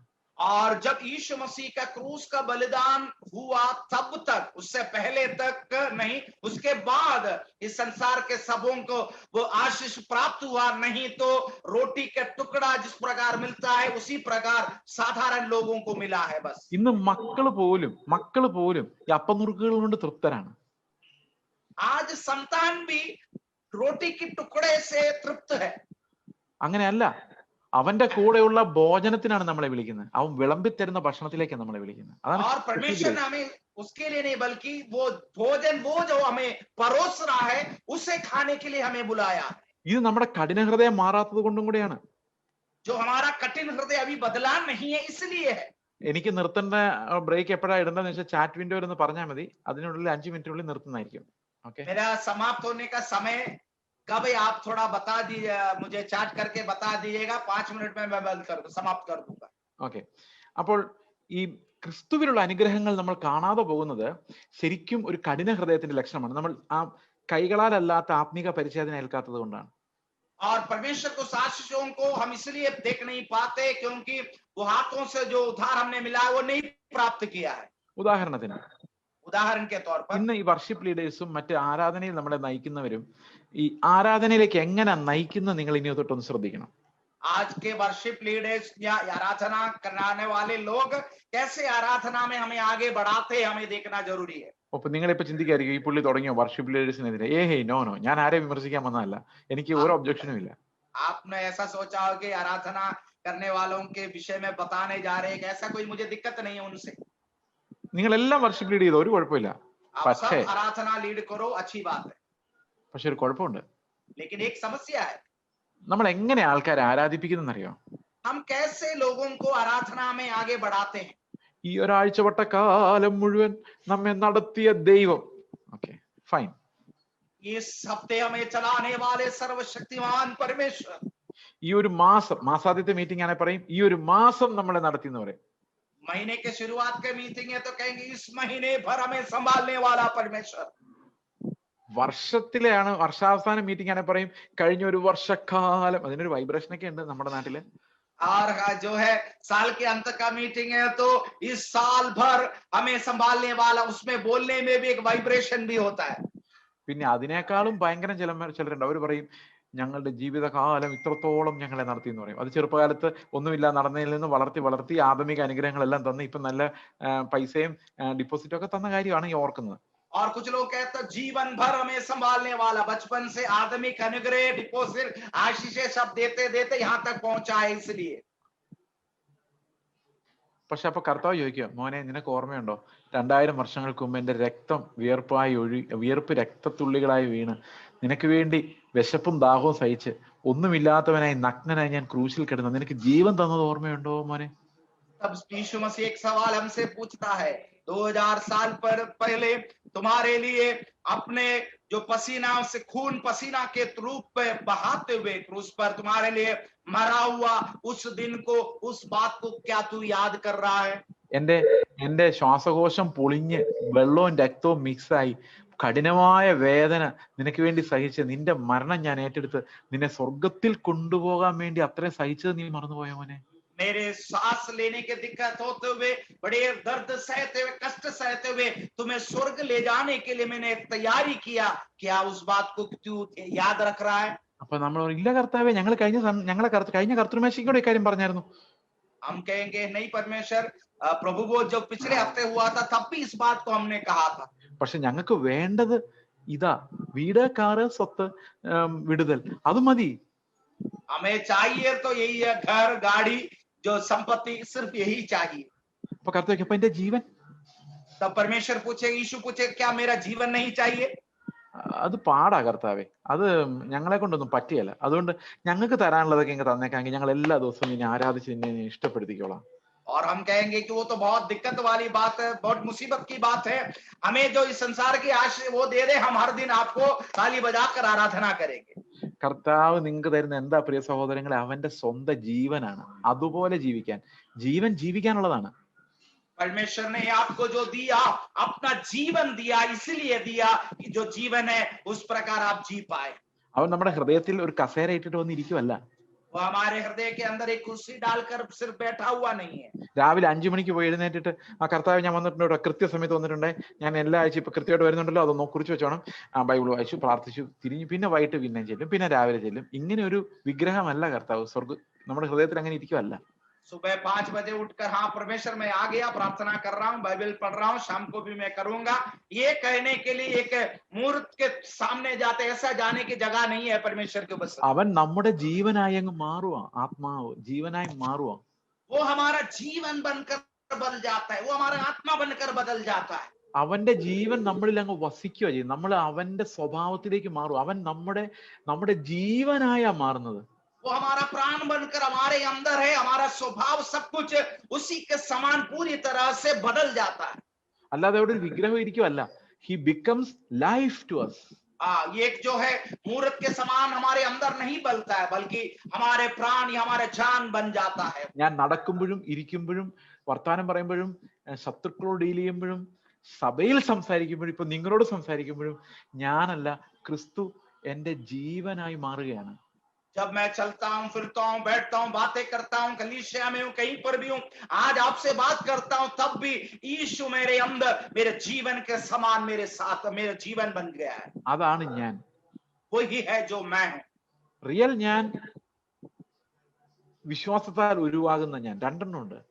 ഒന്ന് ആദമിക്, ഒന്ന് ഇൻ ക്രൈസ്റ്റ്.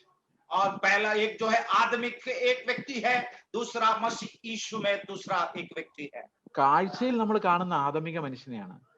आंखों से जब देखते हैं तो आदमिक मनुष्य को हम देखते हैं. പക്ഷേ വിശ്വാസത്തിൽ ഞാൻ കാണുന്നത് ആദമിക മനുഷ്യനല്ല, സ്വർഗത്തിൽ ക്രിസ്തുവിനോടിരിക്കുന്ന നിത്യത അവകാശിയായി മാറിയ ക്രിസ്തുവിൽ ജനിച്ച പുതിയ മനുഷ്യനെയാണ്. विश्वास में जब मैं देखता हूं तो आदमिक मनुष्य को नहीं, बल्कि प्रभु यीशु मसीह में स्वर्ग में बिठा लिया गया परमेश्वर के संतान बना हुआ उस व्यक्ति को मैं देखता हूं.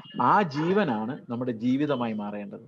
वही जीवन जो है हमारा प्राण जो है हमारा जीवन बनना जरूरी है. എനിക്ക് തോന്നുന്നു നമുക്കിവിടെ 9 മണിയാണെന്ന് തോന്നുന്നു സമയം. ആണോ അതോ ഇനി സമയമുണ്ടോ? 9 बजे समय. ഓക്കെ, നമുക്ക് അവസാനിപ്പിക്കാം. अभी हम समाप्त करेंगे. നമ്മുടെ മുമ്പിൽ കർത്താവ് വെക്കുന്ന വിഷയം ഇതാണ്.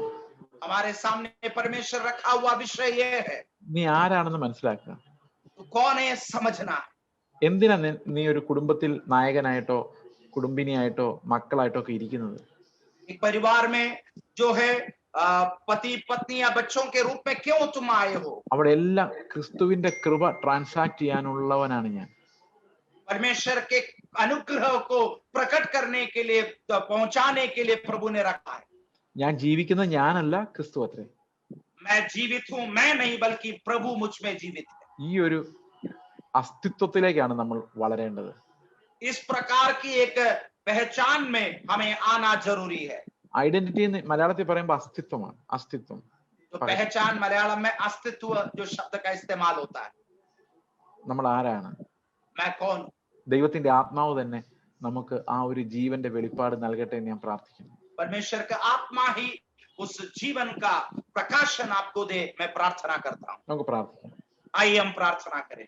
ഞങ്ങളുടെ സ്വർഗ്ഗസ്ഥ പിതാവേ, हमारे स्वर्गीय पिता, കർത്താവ്, ഞങ്ങൾ അങ്ങയിലേക്ക് നോക്കുവാൻ, आपको देखने के लिए, അങ്ങയുടെ പുത്രനെ തന്നെ ഞങ്ങൾക്ക് തന്ന ആ വലിയ കൃപയെ ഓർക്കുവാൻ, आपके पुत्र को हमें दिया इस अनुग्रह को समझने के लिए, ഞങ്ങളെ മക്കളാക്കി മാറ്റി അങ്ങയുടെ സ്നേഹത്തെ ഓർക്കുവാൻ, आपने हमें संतान बनाए उस प्रेम को याद करते हैं. ഞങ്ങൾ വിശുദ്ധരായി മാറിയ ആ ഉടമ്പടിയെ ഓർക്കുവാൻ, हम पवित्र बने हुए उस वाचा को हम याद करते हैं. ഞങ്ങളുടെ ഹൃദയങ്ങളെ തുറക്കണമേ. आप हमारे मनों को खोल प्रभु. അങ്ങയുടേത് എന്ന ഐഡന്റിറ്റിയിലേക്ക് ഞങ്ങളെ വളർത്തണമേ. हम आपके ऐसे एक पहचान में बढ़ने के लिए, കർത്താവെ, ദൈവ മക്കൾ, ക്രിസ്തുവിന്റെ തികവിലേക്ക് നടക്കുന്നവർ, കർത്താവെ, ആ ഒരു ഐഡന്റിറ്റിയിലേക്ക് ഞങ്ങളെ വളർത്തണം. हम परमेश्वर के संतान, परमेश्वर के संपूर्णता में बढ़ने वाले इस पहचान में हमें बना. കർത്താവായ യേശു ക്രിസ്തുവിന്റെ നാമത്തിൽ തന്നെ प्रभु यीशु मसीह के नाम पर मांगते हैं. आमीन. ആമേൻ.